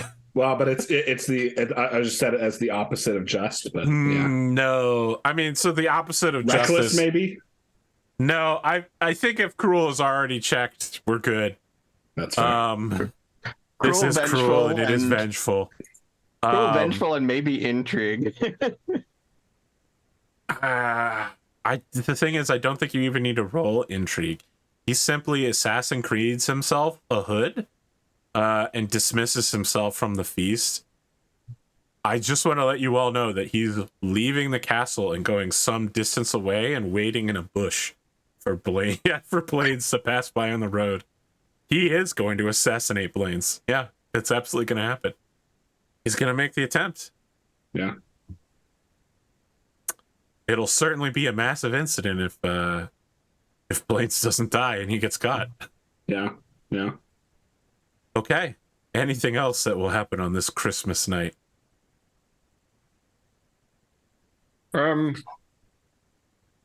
So where's Blaine's gone to now? Blaine's is being led by Kendric back to the table to sit across from you to be introduced to Kendric's family. Okay. Kendric, surely one of us should offer Sir Blaine's our hospitality this Christmas. He's not in his own lands. I mean, if your family has no room, I would happily take him to Shrewton if he would enjoy said hospitality. I believe Shrewton is the closest as well, is it not? It is. Then I have no issue with you. Welcome. If Sir Blaine's wishes to stay at your manor. So Blaine's is one question to another. If you're not spending this Christmas Eve with your family, then please spend it with mine. Herawd. It will be real Herawd problematic if Gwgan witnesses. I feel like Herawd was specifically absent. He's talking to Jared. He's talking to Jared while this is happening. For sure. He went to Jared, Dan. And Kendric's like, this is my wife, Lady Gwiona, my son, Tathan, and daughter. Strong children.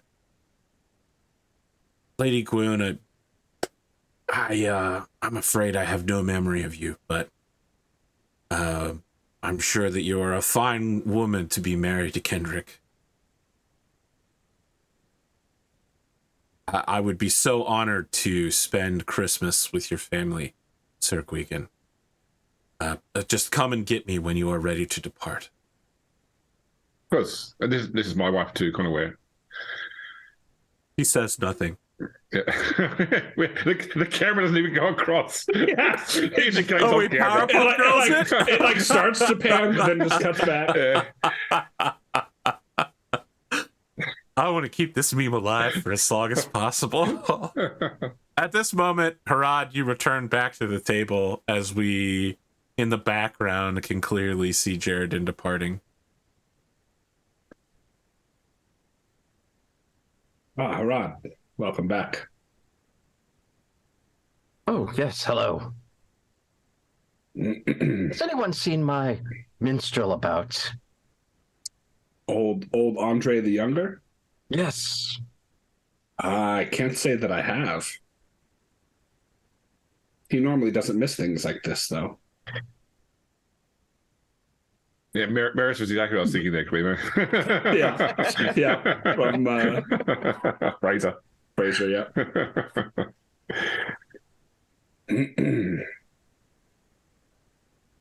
Have you not heard word from him? I have not, and he's not one to usually miss a feast. Well, I'm afraid that I don't have ears in very many places. isn't. Do we know that Glimo's wife is very intrigue heavy, or does she keep that a secret? It's an interesting question. I don't know that it's ever been discussed. Okay, all right. Otherwise I'd say, "Has your wife seen it?" But probably not in the way that would imply. Yeah, that could be taken a varied number of different ways.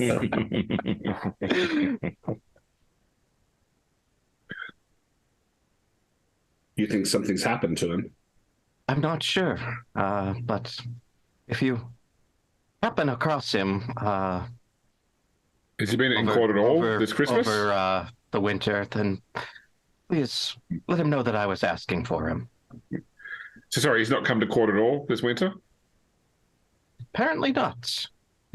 No one has seen old Andre the Younger and the Dazzling Dancers. No, normally I might have run across him at some point during the year, but since we were away in Tintagel, we didn't cross paths. It is at this point that it is becoming clear to the three of you and your families that the people on either side of you are talking about something that concerns you, one of you, and people are politely turning their heads away so that you don't understand what's being said about one of you. And at this point, you're beginning to pick up that Kendric is no longer called Kendric the Tall or Kendric the Hammerer or any of his lewder appellations from certain songs. You're now being referred to after the duel with Blaine's and your exploits this year as Kendric the Mad Bear. Okay. Certainly, being called a bear is never a bad thing. It is a symbol of strength, but be called the Mad Bear is somewhat less appealing. Yeah, it's a bit of a backhanded compliment, isn't it? It's been a real backhanded year for you. Yeah.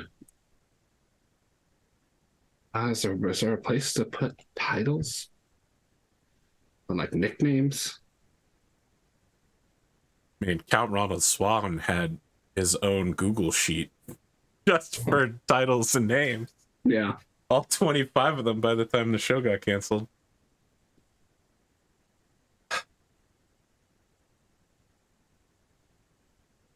I realize it has not been a full hour, but we started late and things are weird.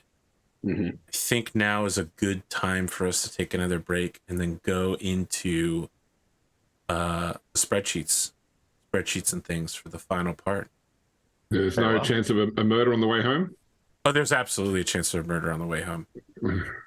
I forgot about that. Let me roll to see about that murder. I think you want high so that it doesn't go down or it doesn't go well. Oh no.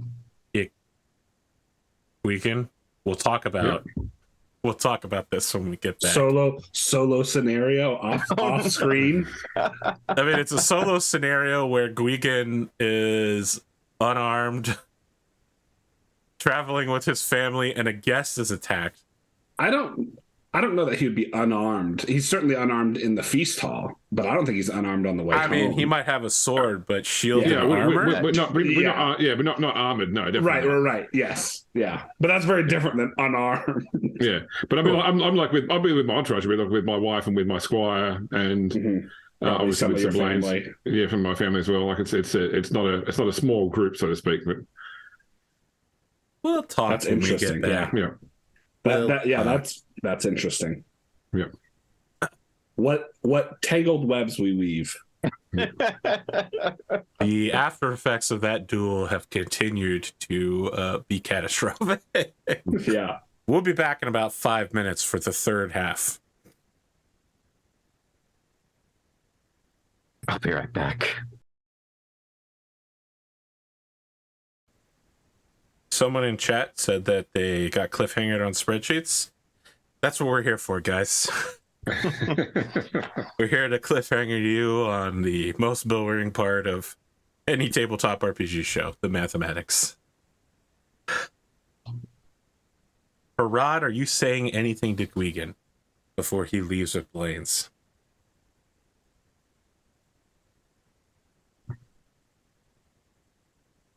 So Gwgan is making a conspicuous announcement that he's taking Blaine's with him. Well, I mean, I'm just nothing to hide. So when I, because Blaine's asked me to tell me to ready to go. So when I get up and gather my family, I'll be like, okay, so Blaine's, if you're still coming, let's make a move. And wish my friends Merry Christmas. Merry Christmas. Gwgan, hold up for a moment. Of course. Are you departing with Sir Blaine's? Because he is far from Silchester, I offered him hospitality tonight for Christmas because he's not near his family and he seems out of sorts. It's a Christian thing to do. I mean, not that I'm not saying anything about your intent, but I offered him hospitality in my home for that. I see. I think that there might be, you may want to hold your departure for a few moments. Is everything okay?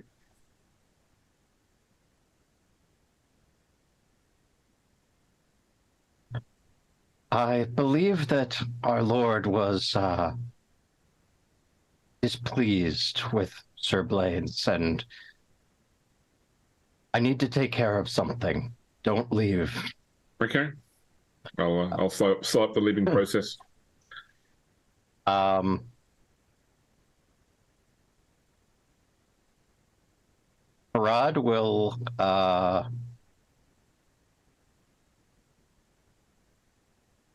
will surreptitiously also mention this to his wife, what is happening, and then will depart, going up the road on his horse, yelling loudly for Jaredon, hoping to bring him out. I mean, Jaredon's been gone for easily 20-30 minutes. You're gonna have to catch up with him. Between the two of them, Herawd would probably know likely places for Jaredon to have it set up an ambush.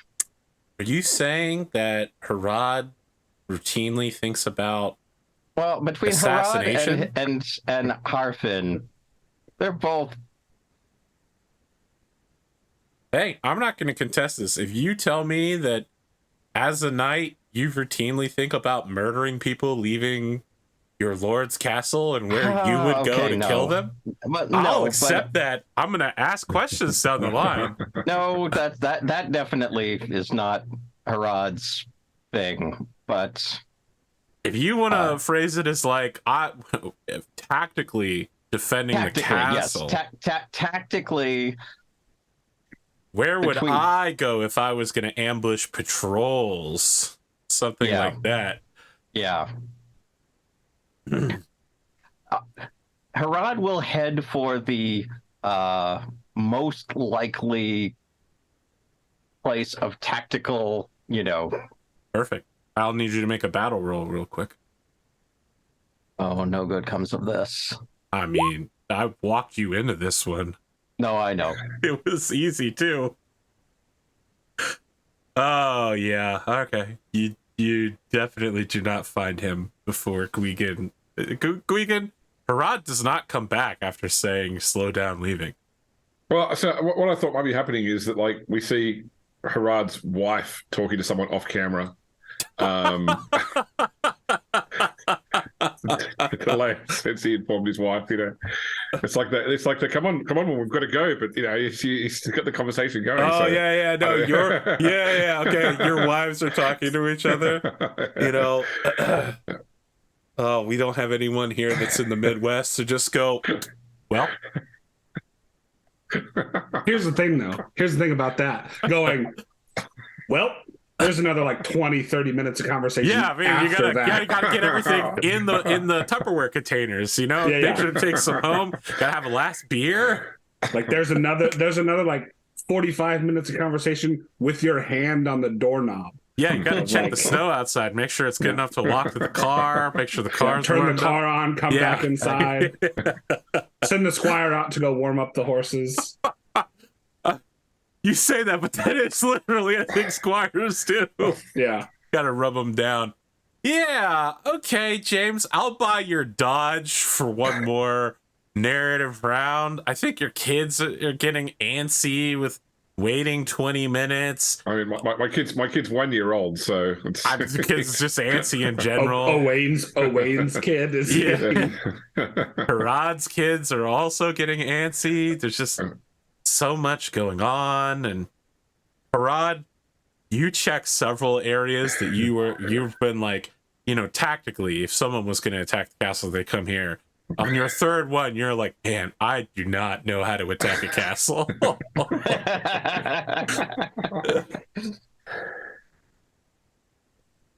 What do you want to do now?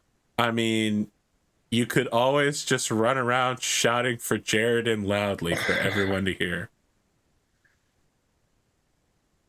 I think Herawd would rather do that than get Owain killed. Okay. I'm sorry, Gwgan killed. At some point, Jaredin steps out from behind a bush and just like, what are you doing? He's got on like a white cloak that matches the white snow. He's got the hood up. There isn't much to identify him beyond his voice. He's no longer attempting to like pretend to be as badly injured as he is pretending. He straight up just has his sword in hand, out, ready to go. Where is Blaine's? Apparently, Gwgan decided to be the hospitable Christian and took him back to his place. So I guess it's off for now. It's off for now? How many chances like this do you think we're gonna get? I don't know, my friend. Can you separate Blaine somehow? I don't think so. Gwgan appears to have some love for the man and feels guilty. I mean, look, I'm gonna be flat honest with you here. Jaredin has fallen a long distance from the honorable best sword knight to a guy who's impatiently waiting behind a bush to murder a knight from behind with a sword and then cover it up. What you're looking at right now is a pure psychopath who wants to vent violence on someone and is just pacing in a circle on Christmas night, the moon flashing on his blade, just like, okay, fine. You know, God damn it. God, the gods damn all of us. He slams his sword back into his sheath, and in the process, trust me, no one wanted this. Well, Roderick wanted it more than me, but I was probably a close second. All right, just tell people I got lost pissing out here, and you had to bring me back in. I'm real drunk. On our walk back to the castle, what service can I do for you in the next year? I know that I was asked by Roderick to spread rumors of your injury and to not be seen with you in public, so I didn't want to screw up that deal with your new position. I need you to identify people who are against Salisbury. Threats in the county and from without that need to be surgically removed. There's a new chirurgeon in town. His thumb is still bleeding from when he slammed the sword home. He is beside himself with rage at this point as the two of you walk back the Christmas night, passing Gwgan and Blades, and Merry Christmas with restraint. Jared is just very fakely like, "Oh, Merry Christmas! What a terrible night to you all." And Yes, Happy Yule.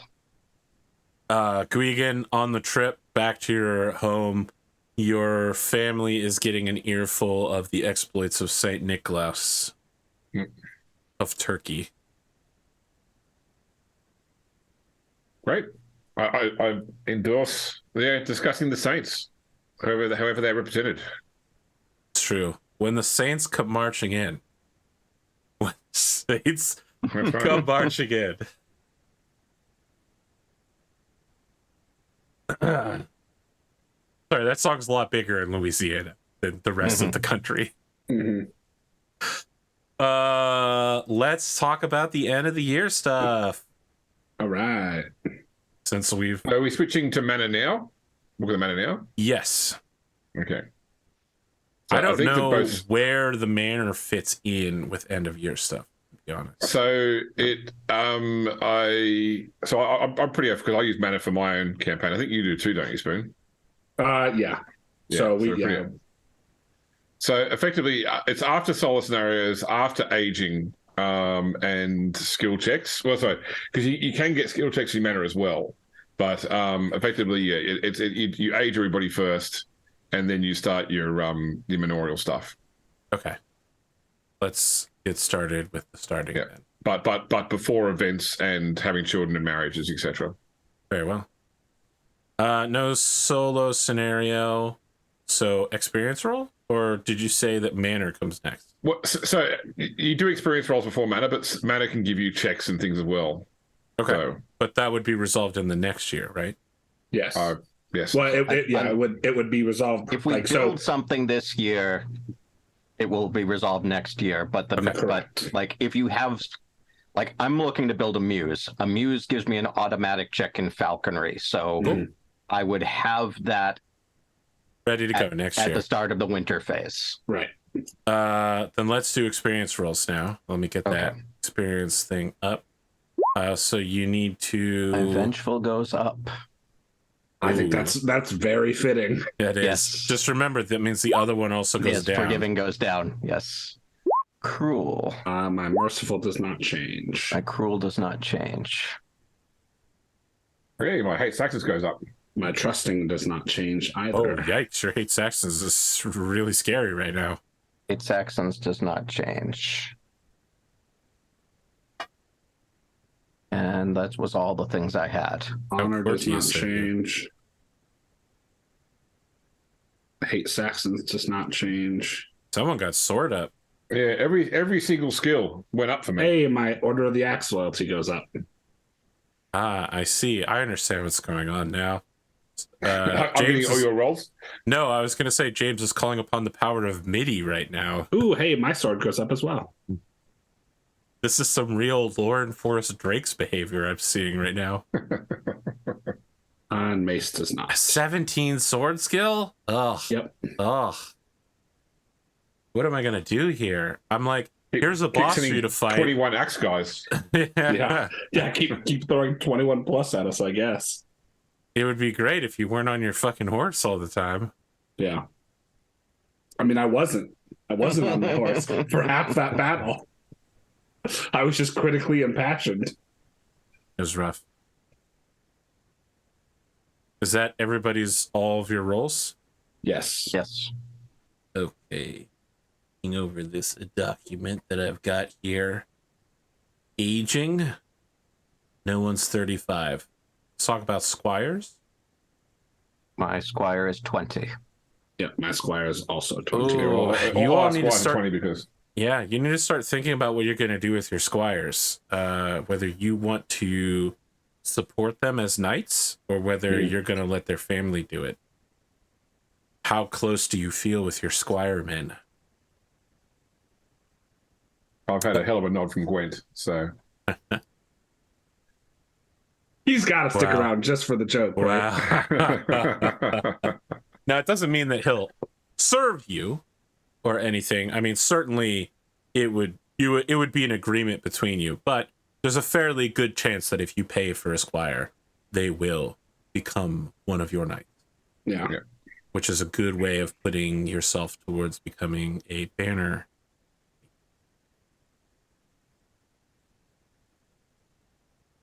Even Chad is getting in on the Midwest thing. Okay. Economic circumstances. Are we now at I forgot manor? to do my wife's improvable skills. Oh, right. Yeah. Very well. I don't know what step that comes in.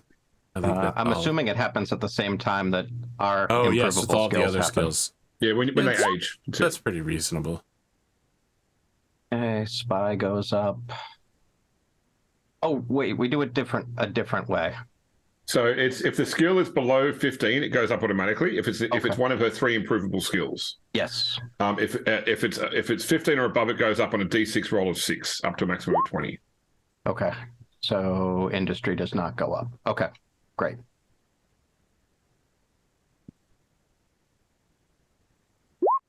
Okay, neither of my wife's other skills go up. Okay. Yep. All right. Okay. Is manor before economic circumstance or after? Yeah, well, manor replaces economic circumstances, basically. Okay. Yeah. Well, look, you guys know this better than me occasionally, so you All walk me through it. So the first step in manor is manorial luck. So we each have to roll a dice on the calamity or benefit table, which is on page 49 of the Book of the Manor. So it's 1d6.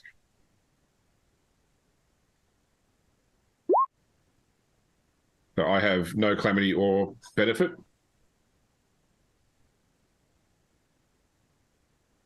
Was it Glimo gets a benefit? I get a benefit. And I also get a benefit. Yeah, which is that's a D20 roll. Let's see.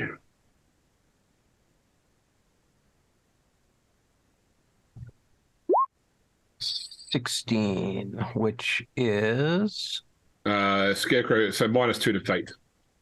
-2 fates. Yeah, which you can put into the fate column. Like if you're using the mana sheet, when you've created a new year, there is a minus. You can put -2 in the fate there. All right, I've got the manor sheet. So that's on the income worksheet. Yeah, on the income worksheet. Okay. So this is going to be 489. Yeah. And I got 7. A magical bull wandered through. All cows had calves, +3 to stewardship skill. They call this man the Mad Bear, but they should have called him the Mad Bull. Okay, then we're rolling a d6 for conflict. So the roll that we did was that was mineral luck. Okay. So yeah, that's right. 6. Okay.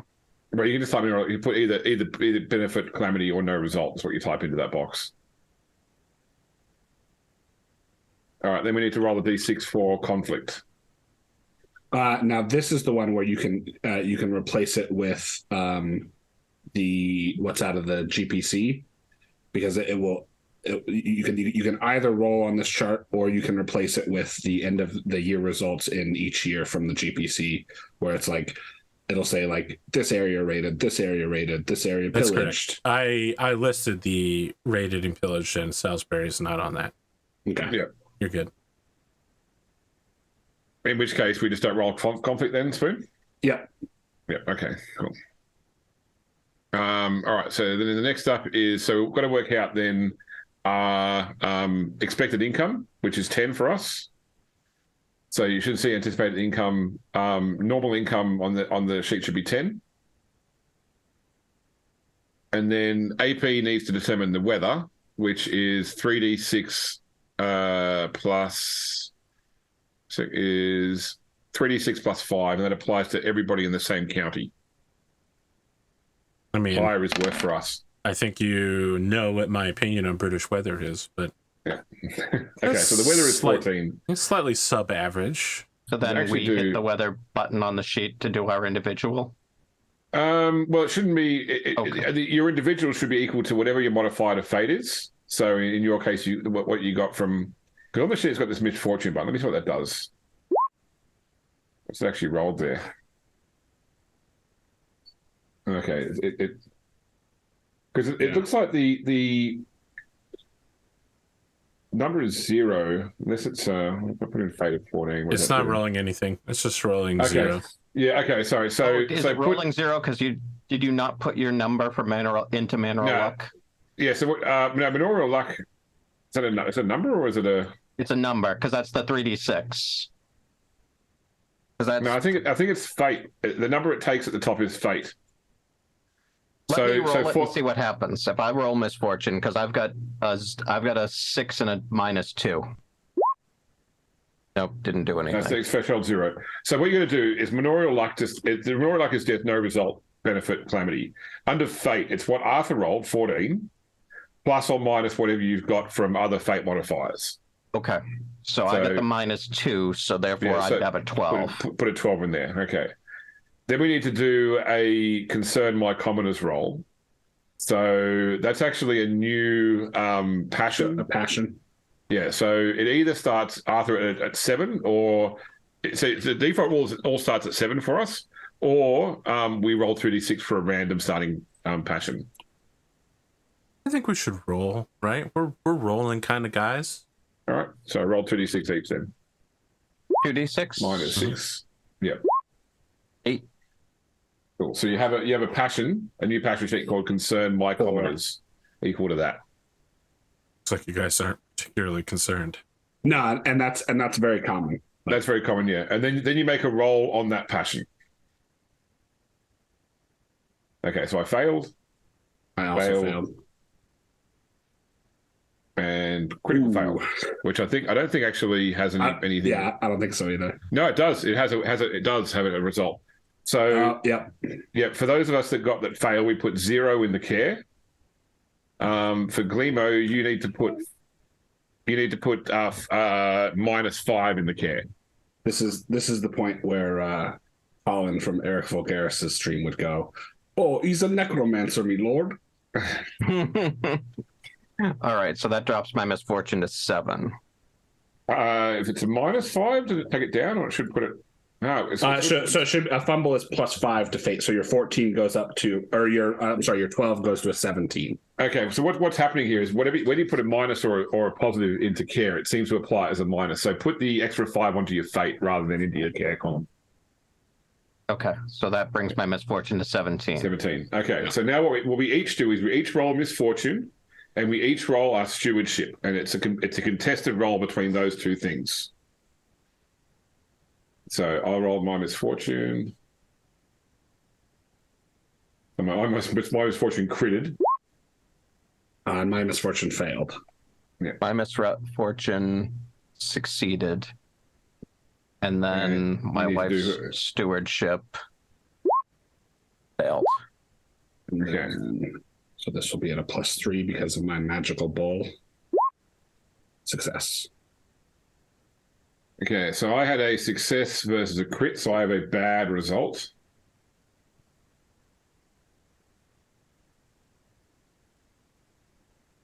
So what was yours? Glimo, you had stewardship failed, misfortune succeeded. Okay, so you had a bad result. So where it's got harvest, put bad as a harvest result. Okay. And what was your Spoon? I had a good result. Oh yeah, so you already worked it out. Cool. Yep. So 1.5 times normal income. Okay. So that should tell you at the end what your treasury is. So for Glimo and I, it should be 5. For Spoon, you should be 12.5. 15. 15, sorry, 15, yeah. So that's effectively what you earn this year. Now, if you remember, our costs are 6. So if we can't meet the cost of 6, you've got to take it out of your treasury. Okay. So I lose 1 from my treasury. Yeah. So we put expenses in there as 6. So that brings my treasury down to a 9.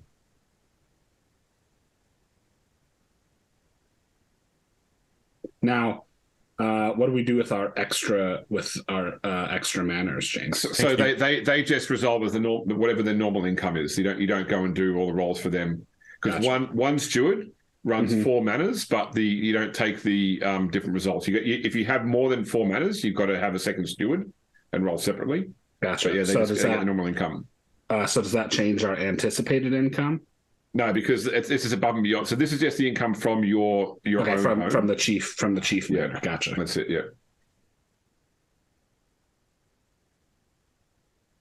So does this also replace the meager living? No. If you want to live more than that, then your expenses are going to be higher.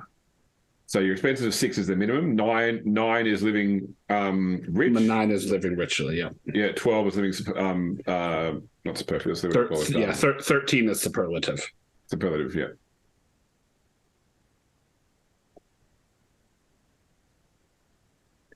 So I'm and going to... where's the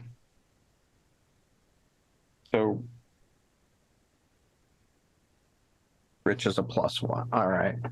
So I will spend 3 to live rich.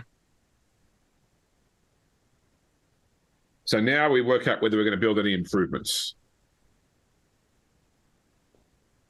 So for each improvement you want to build, you've got to roll a d20, and on anything but a 20, your peasants build it. If you roll a 20, then your peasants take the money but don't actually build it this year. Okay. I see you've played what's that Steam game? King of the Castle. So I built 5 things and the peasants built them all. I'm going to build 1 thing. I believe I'm going to build 4 things. Well, what things are you building? Let me... Yeah, go ahead, James. You go, Spoon. There you go, Spoon. So I am building an apiary, which is beehives. Beehive, yep. I am building a dovecote, which is like a bird place, but not like carrier pigeons or like falcons or anything like that. It is just it's like chickens. A birdcage for looking at and then I'm building a fish pond and oh god, what was the last one? Apiary, dovecote, fish pond. I was going to build a moat and ditch, or a ditch and rampart. Right. I built an apiary, dovecote, fish pond, chapel, and gazebo. No, we're seeing some continuity between those two. So apiary, dovecote, fish pond, probably the 3 you want to build regardless, because they all generate more than they cost. And the apiary gives you -1 to your weather going forward, and also gives you a chance of a check in energetic every year. Most other things are a gamble. Like there's a chance that they'll cost more than they make, but you always want to build an apiary, dovecote, and fish pond. So if I was building a muse as well, does that go with the dovecote or? It's a separate improvement. Separate improvement. Okay. A muse doesn't generate income. It has a cost per year to maintain, right? But no additional income. Right. So there's enhancements and there's improvements. Okay. Yeah. So investments generate income. Enhancements don't. Okay.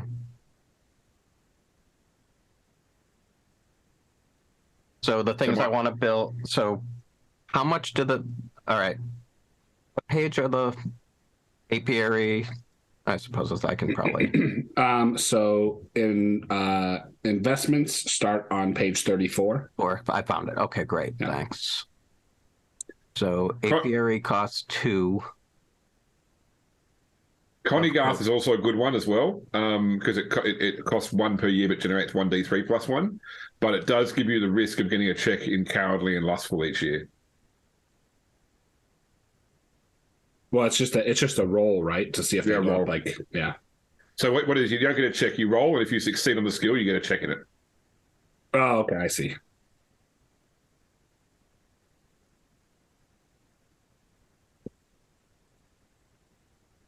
All right, I'm not as rich as you guys, so I am going to build the apiary and the muse. All right. So it's mead for everyone next year. For sure. It's a religious drink for us pagans. Okay, so I do Pretty get the easy to claim improvements. anything's a religious drink when not drinking is considered a virtue.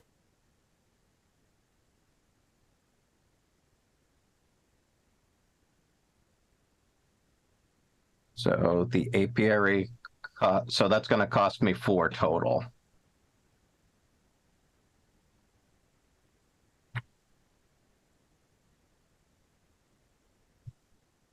I just want to make sure that the audience at home is happy with what's happening right now. And do we roll every year for our annual income, James? For your annual income? Yeah. Yeah, you do, yeah, every year. Mm-hmm. But not this year, not the year it's built. Right.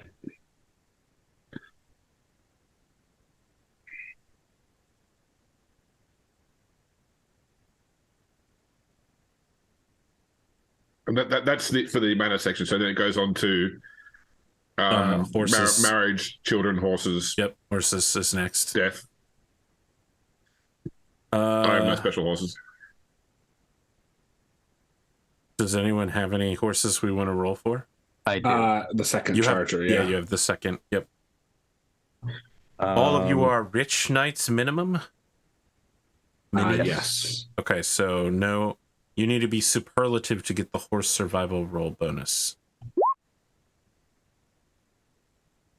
Otherwise, A1 will have your horse die. Oh no, Glimo. Horse dies. Oh no. So how sad of a day is it for you? It is a very sad day that I lost my second charger.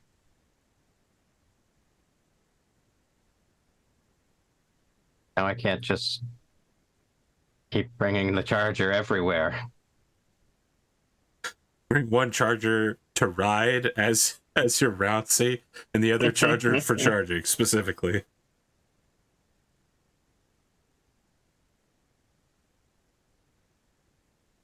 Now, let me just mount my charging charger.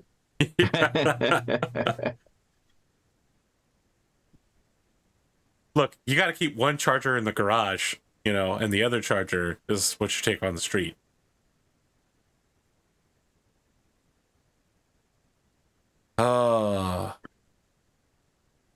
Has everyone completed their horsemanship? Very well, then. It's family roll time, friends. You're all already married. Would anyone like not to get married again? Yes, but would anyone like to keep any women? No. Okay, let's roll childbirth. If you are a rich knight, you get a +3 to this roll. I am superlative. Not looking to have more children. Superlative knight gets a +5 to this roll. I am also superlative. I have a child. Indeed, sir. Indeed. It's a boy. We had a baby. It's a boy. Yep. That's a 9. And 9, I believe, is no children. Correct. You and Guyana, not for the lack of trying. Sure. I don't want to go to real intimate detail here. This isn't War and Peace. Child survival. Rich knights, you are looking at a bonus of +1. Superlative knights are looking at a +3. So for rich knights, only a 1 will result in a child death. All my kids are healthy and they're not even sick. Yep, same. Very well. I've got one sick kid. I will then require all of you to roll a d20 for no particular reason. That is a 17. No which event. is no event. Yeah, I Target said it death was in the for family. no particular reason. Who do you think you are memorizing the chart? 2 family Memorizing. deaths? Holy Oof. schmoly. Oh boy. Well, each of you pick your least favorite person to bump off here real quick. I'm gonna say that. Oh no! Is Thematically, it my Agrahad's uncle- dad? Or Yeah. oh man, That Poor- this poor was too old much man. for him. Heartbroken. So Diffrig dies. The death of his son. Butter. daughter. Yeah.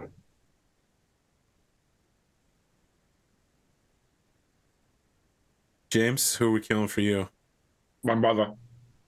Wow. I'm glad my mother didn't hear you say that.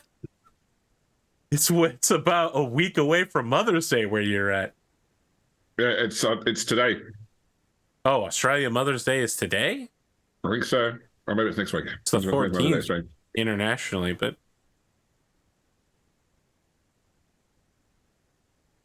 Oh, it's fine. Sorry, yeah, my bad. I feel like I just Sorry, said a it's whole... all my I said dozens of men scrambling to figure out what day Mother's Day is. all my kids brought home all their like homemade or like school-made stuff for Mother's Day yesterday or on Friday from school. See. So Well, in Japan, it's Golden Week, so they don't have school or business for the next week. It's a crazy time. What's next on this list of things to do? Training and practice. Mm-hmm. For us that are following along in the 5.2 book, this is on PDF page 132. You get your choice of the 3, 1d6 plus 1 in skills, max 15. 1 point in any skill, max 20, or improve a attribute, trait, or passion, with the exception of size. I am going to improve strength. 2. 12. Yeah, well, that'll do it. Get my point back from my major wound.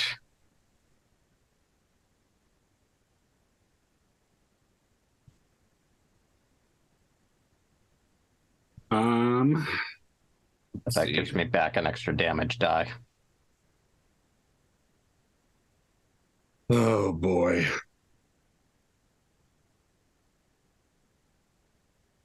taking a point in temperate. Hmm.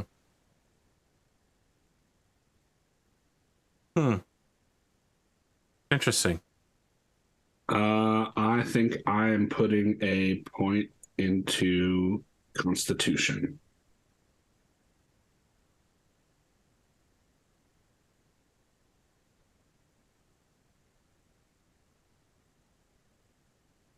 Yeah. Okay. Nobody took skills this year. Glory. Prepare yourselves. Prepare yourselves for the glory.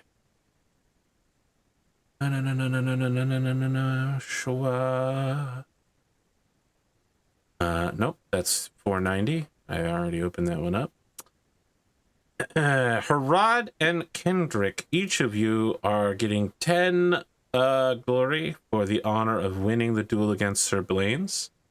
It would have been 20, but of course you're splitting it. Okay. Each of you get 10 glory for attending Gorlo being tamed by Uther. A moment to be sure that happened. And the way that that phrase isn't weird or unusual in any way. Let's see. Now, I started reading The Mists of Avalon since our last session. Interesting. Yeah. Interesting choice. They treat Gorlo very differently in that version of the tale. There are a lot of interpretations of Gorlo. It's ironic that he's such a pivotal character that rarely appears in popular fiction.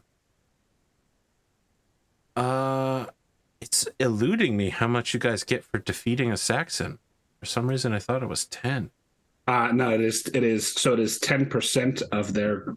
So defeating a foe in combat, it nets you a percentage of their glory. So most of the time, they will have, so like in your foes, like in their stat block, it will give you like a not in 5.1. I shall consult 5.2. So I'll say in 5.2 Appendix 6 Glory Awards, other human foes, Saxon Raiders are 35. That sounds about right. Notable Bandit, Online Saxon Raider, yes. I shall award then 35 times 3 to Herawd, 35 times 3 to Gwgan, and then you got a chief. So I'm going to give Kendric 35, 35, and 50. Okay. You are also going to get, all of you will get 10 glory for having attended the skirmish at Lindsay, and Kendric will receive an additional 10 for having commanded that battle. Okay, I'm sorry, what was that again? You get 10 for attending the skirmish at Lindsay, and then 10 to you specifically for being the commander of that battle. Okay, so it wasn't large enough to even be called a small battle, which is why we aren't using the battle handout.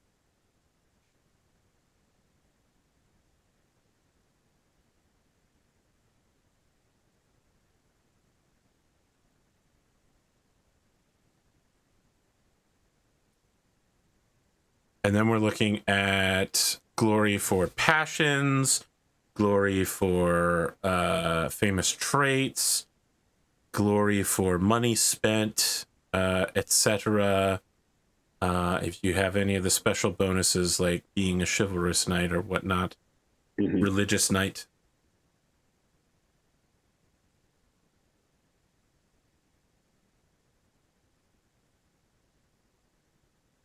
That brings me to 2215. I'm at 2440. I am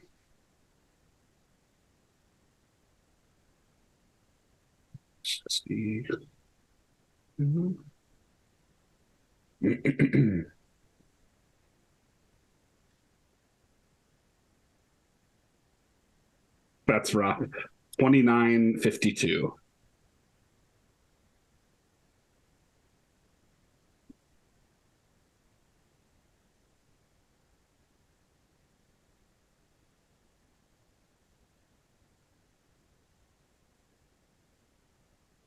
So close. So close.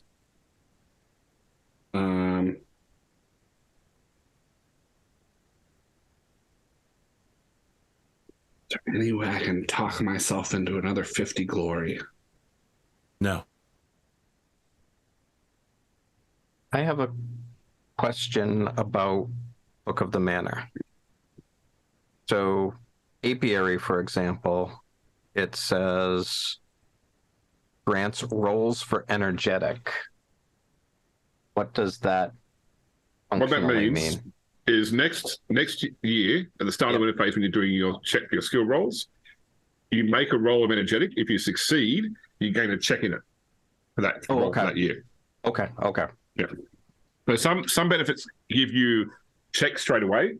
Yep. Like for example, having a temple will give you the muse gives me an automatic check and fail. Automatic check, yeah. If it's a roll, then you roll it, and if it succeeds, you then. So that's why the Conigarth, it gives you rolls in lustful and cowardly. But if your cowardly is only like 1 or 2, for example, because you've got a higher valorous, it's unlikely to go up. But if you do end up rolling that 1 or that 2, it will probably go up then when you get the check. So, I have a question, AP. What glory category was Sir Blaine's in?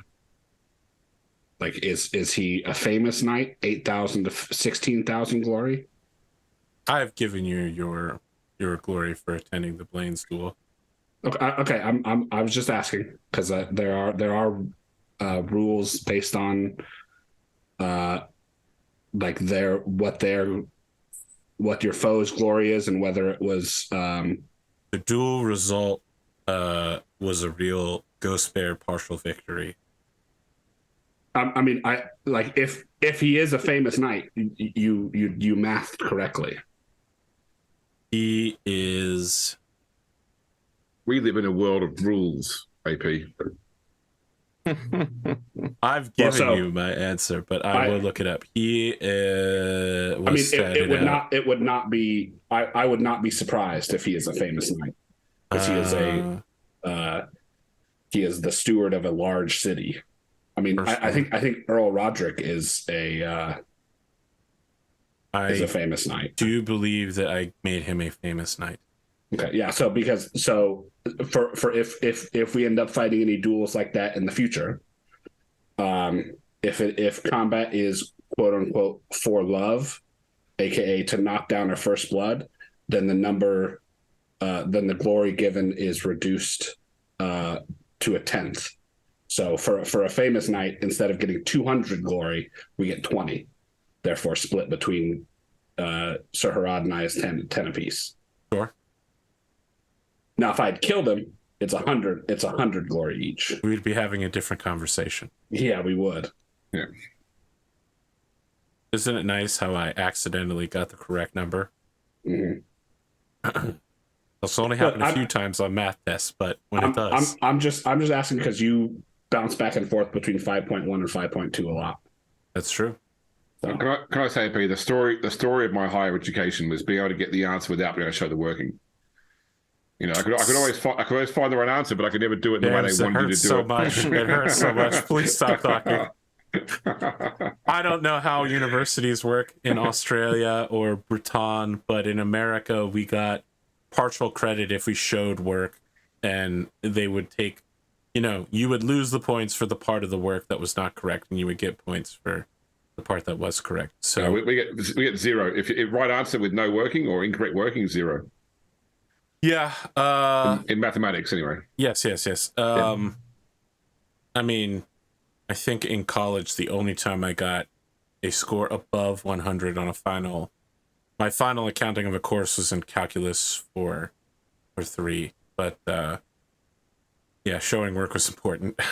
So I want to, before we finish up, though, I want to leave you with a thought to maybe take it to next week's intro hour. This is a conversation I had this week with somebody where we were talking about the people using things like ChatGPT in universities and trying to do things. What does university teach you? What is the primary thing university teaches you? Networking and connections. No. How to find information. It's not you don't memorize things you do in university. You learn how to research and how to find information when you need it. So if we live in a world where you can find anything you need through AI, then what's wrong with having AI as a method of learning in university? I'll leave that with you to think about. I actually still stick with my network and connections, James. I don't disagree that what you said is I don't disagree that what you said was very important, but I've seen people succeed at the engineering career that shouldn't. Oh, people who have gone to very expensive schools and become politicians later on. There can't be a connection. It can't be a coincidence. Oh, James, please. I'm dying. I already did my Myers-Briggs things earlier. I can't keep doing controversial political statements. It's like Solaris Knights. It really only makes sense to do one a session. Finally got Spoon with that. It took him a second. Yeah. Not like with Dunamis making 5 controversial statements in a row and failing all 5 checks. Just burying himself in the ground full of hatred. Oh my god. So I was in the meantime, I was looking up to remind myself that the person that created Disc, who also created Wonder Woman, was controversial for being in an open relationship with 2 women. Like his wife and another woman that was openly known, and it was the one woman was based on the other woman in his relationship with his wife. Okay, there you go. Glimo, you got an outro?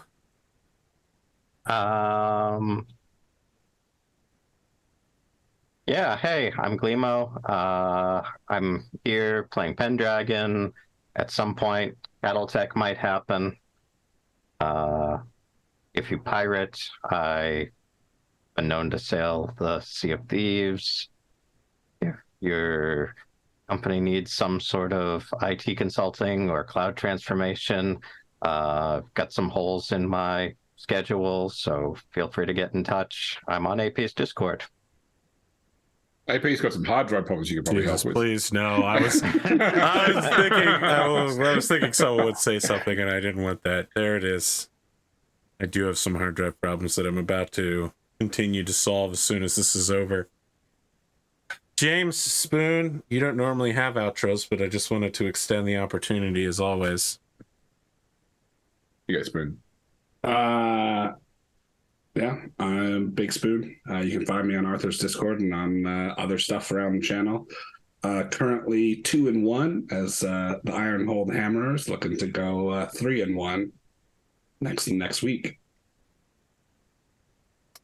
Very well, James.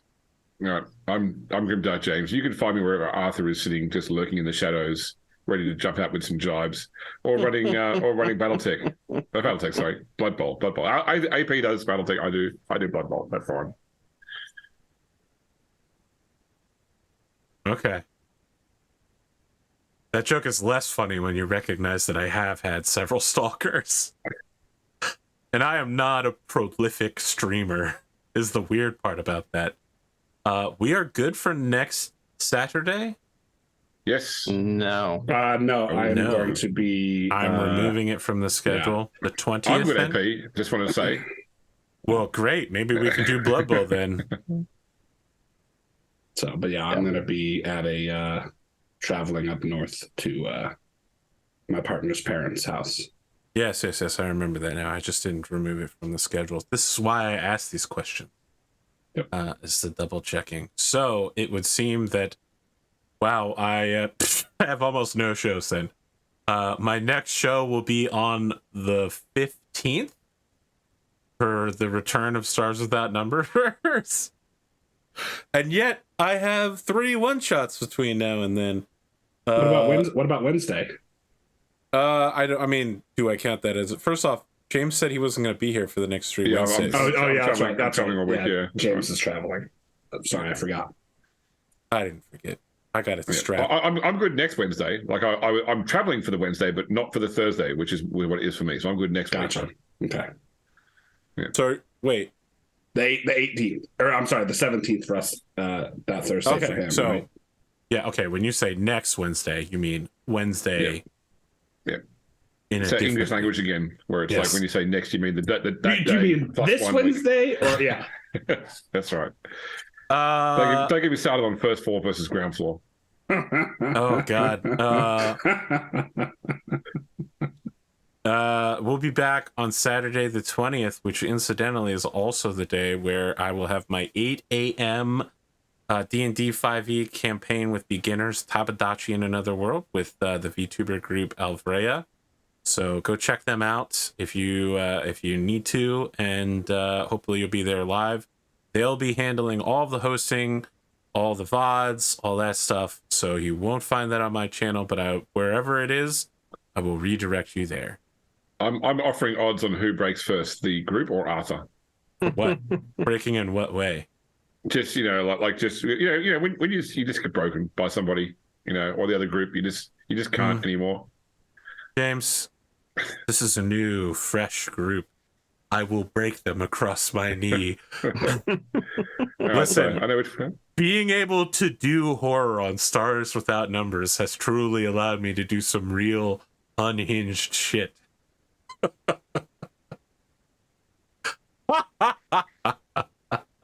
Oh, I woke my cat up. You've made a mistake. Gotta keep the evil laughing at a minimum after 10 p.m. I have made a mistake. All right. We'll be back for episode, 11 next 2 weeks, where we will open on the year 490. I'm saying this so that when I watch this episode back, I'm reminding myself where we are. It's good practice. But good night, or day, or time zone, whatever you want to do.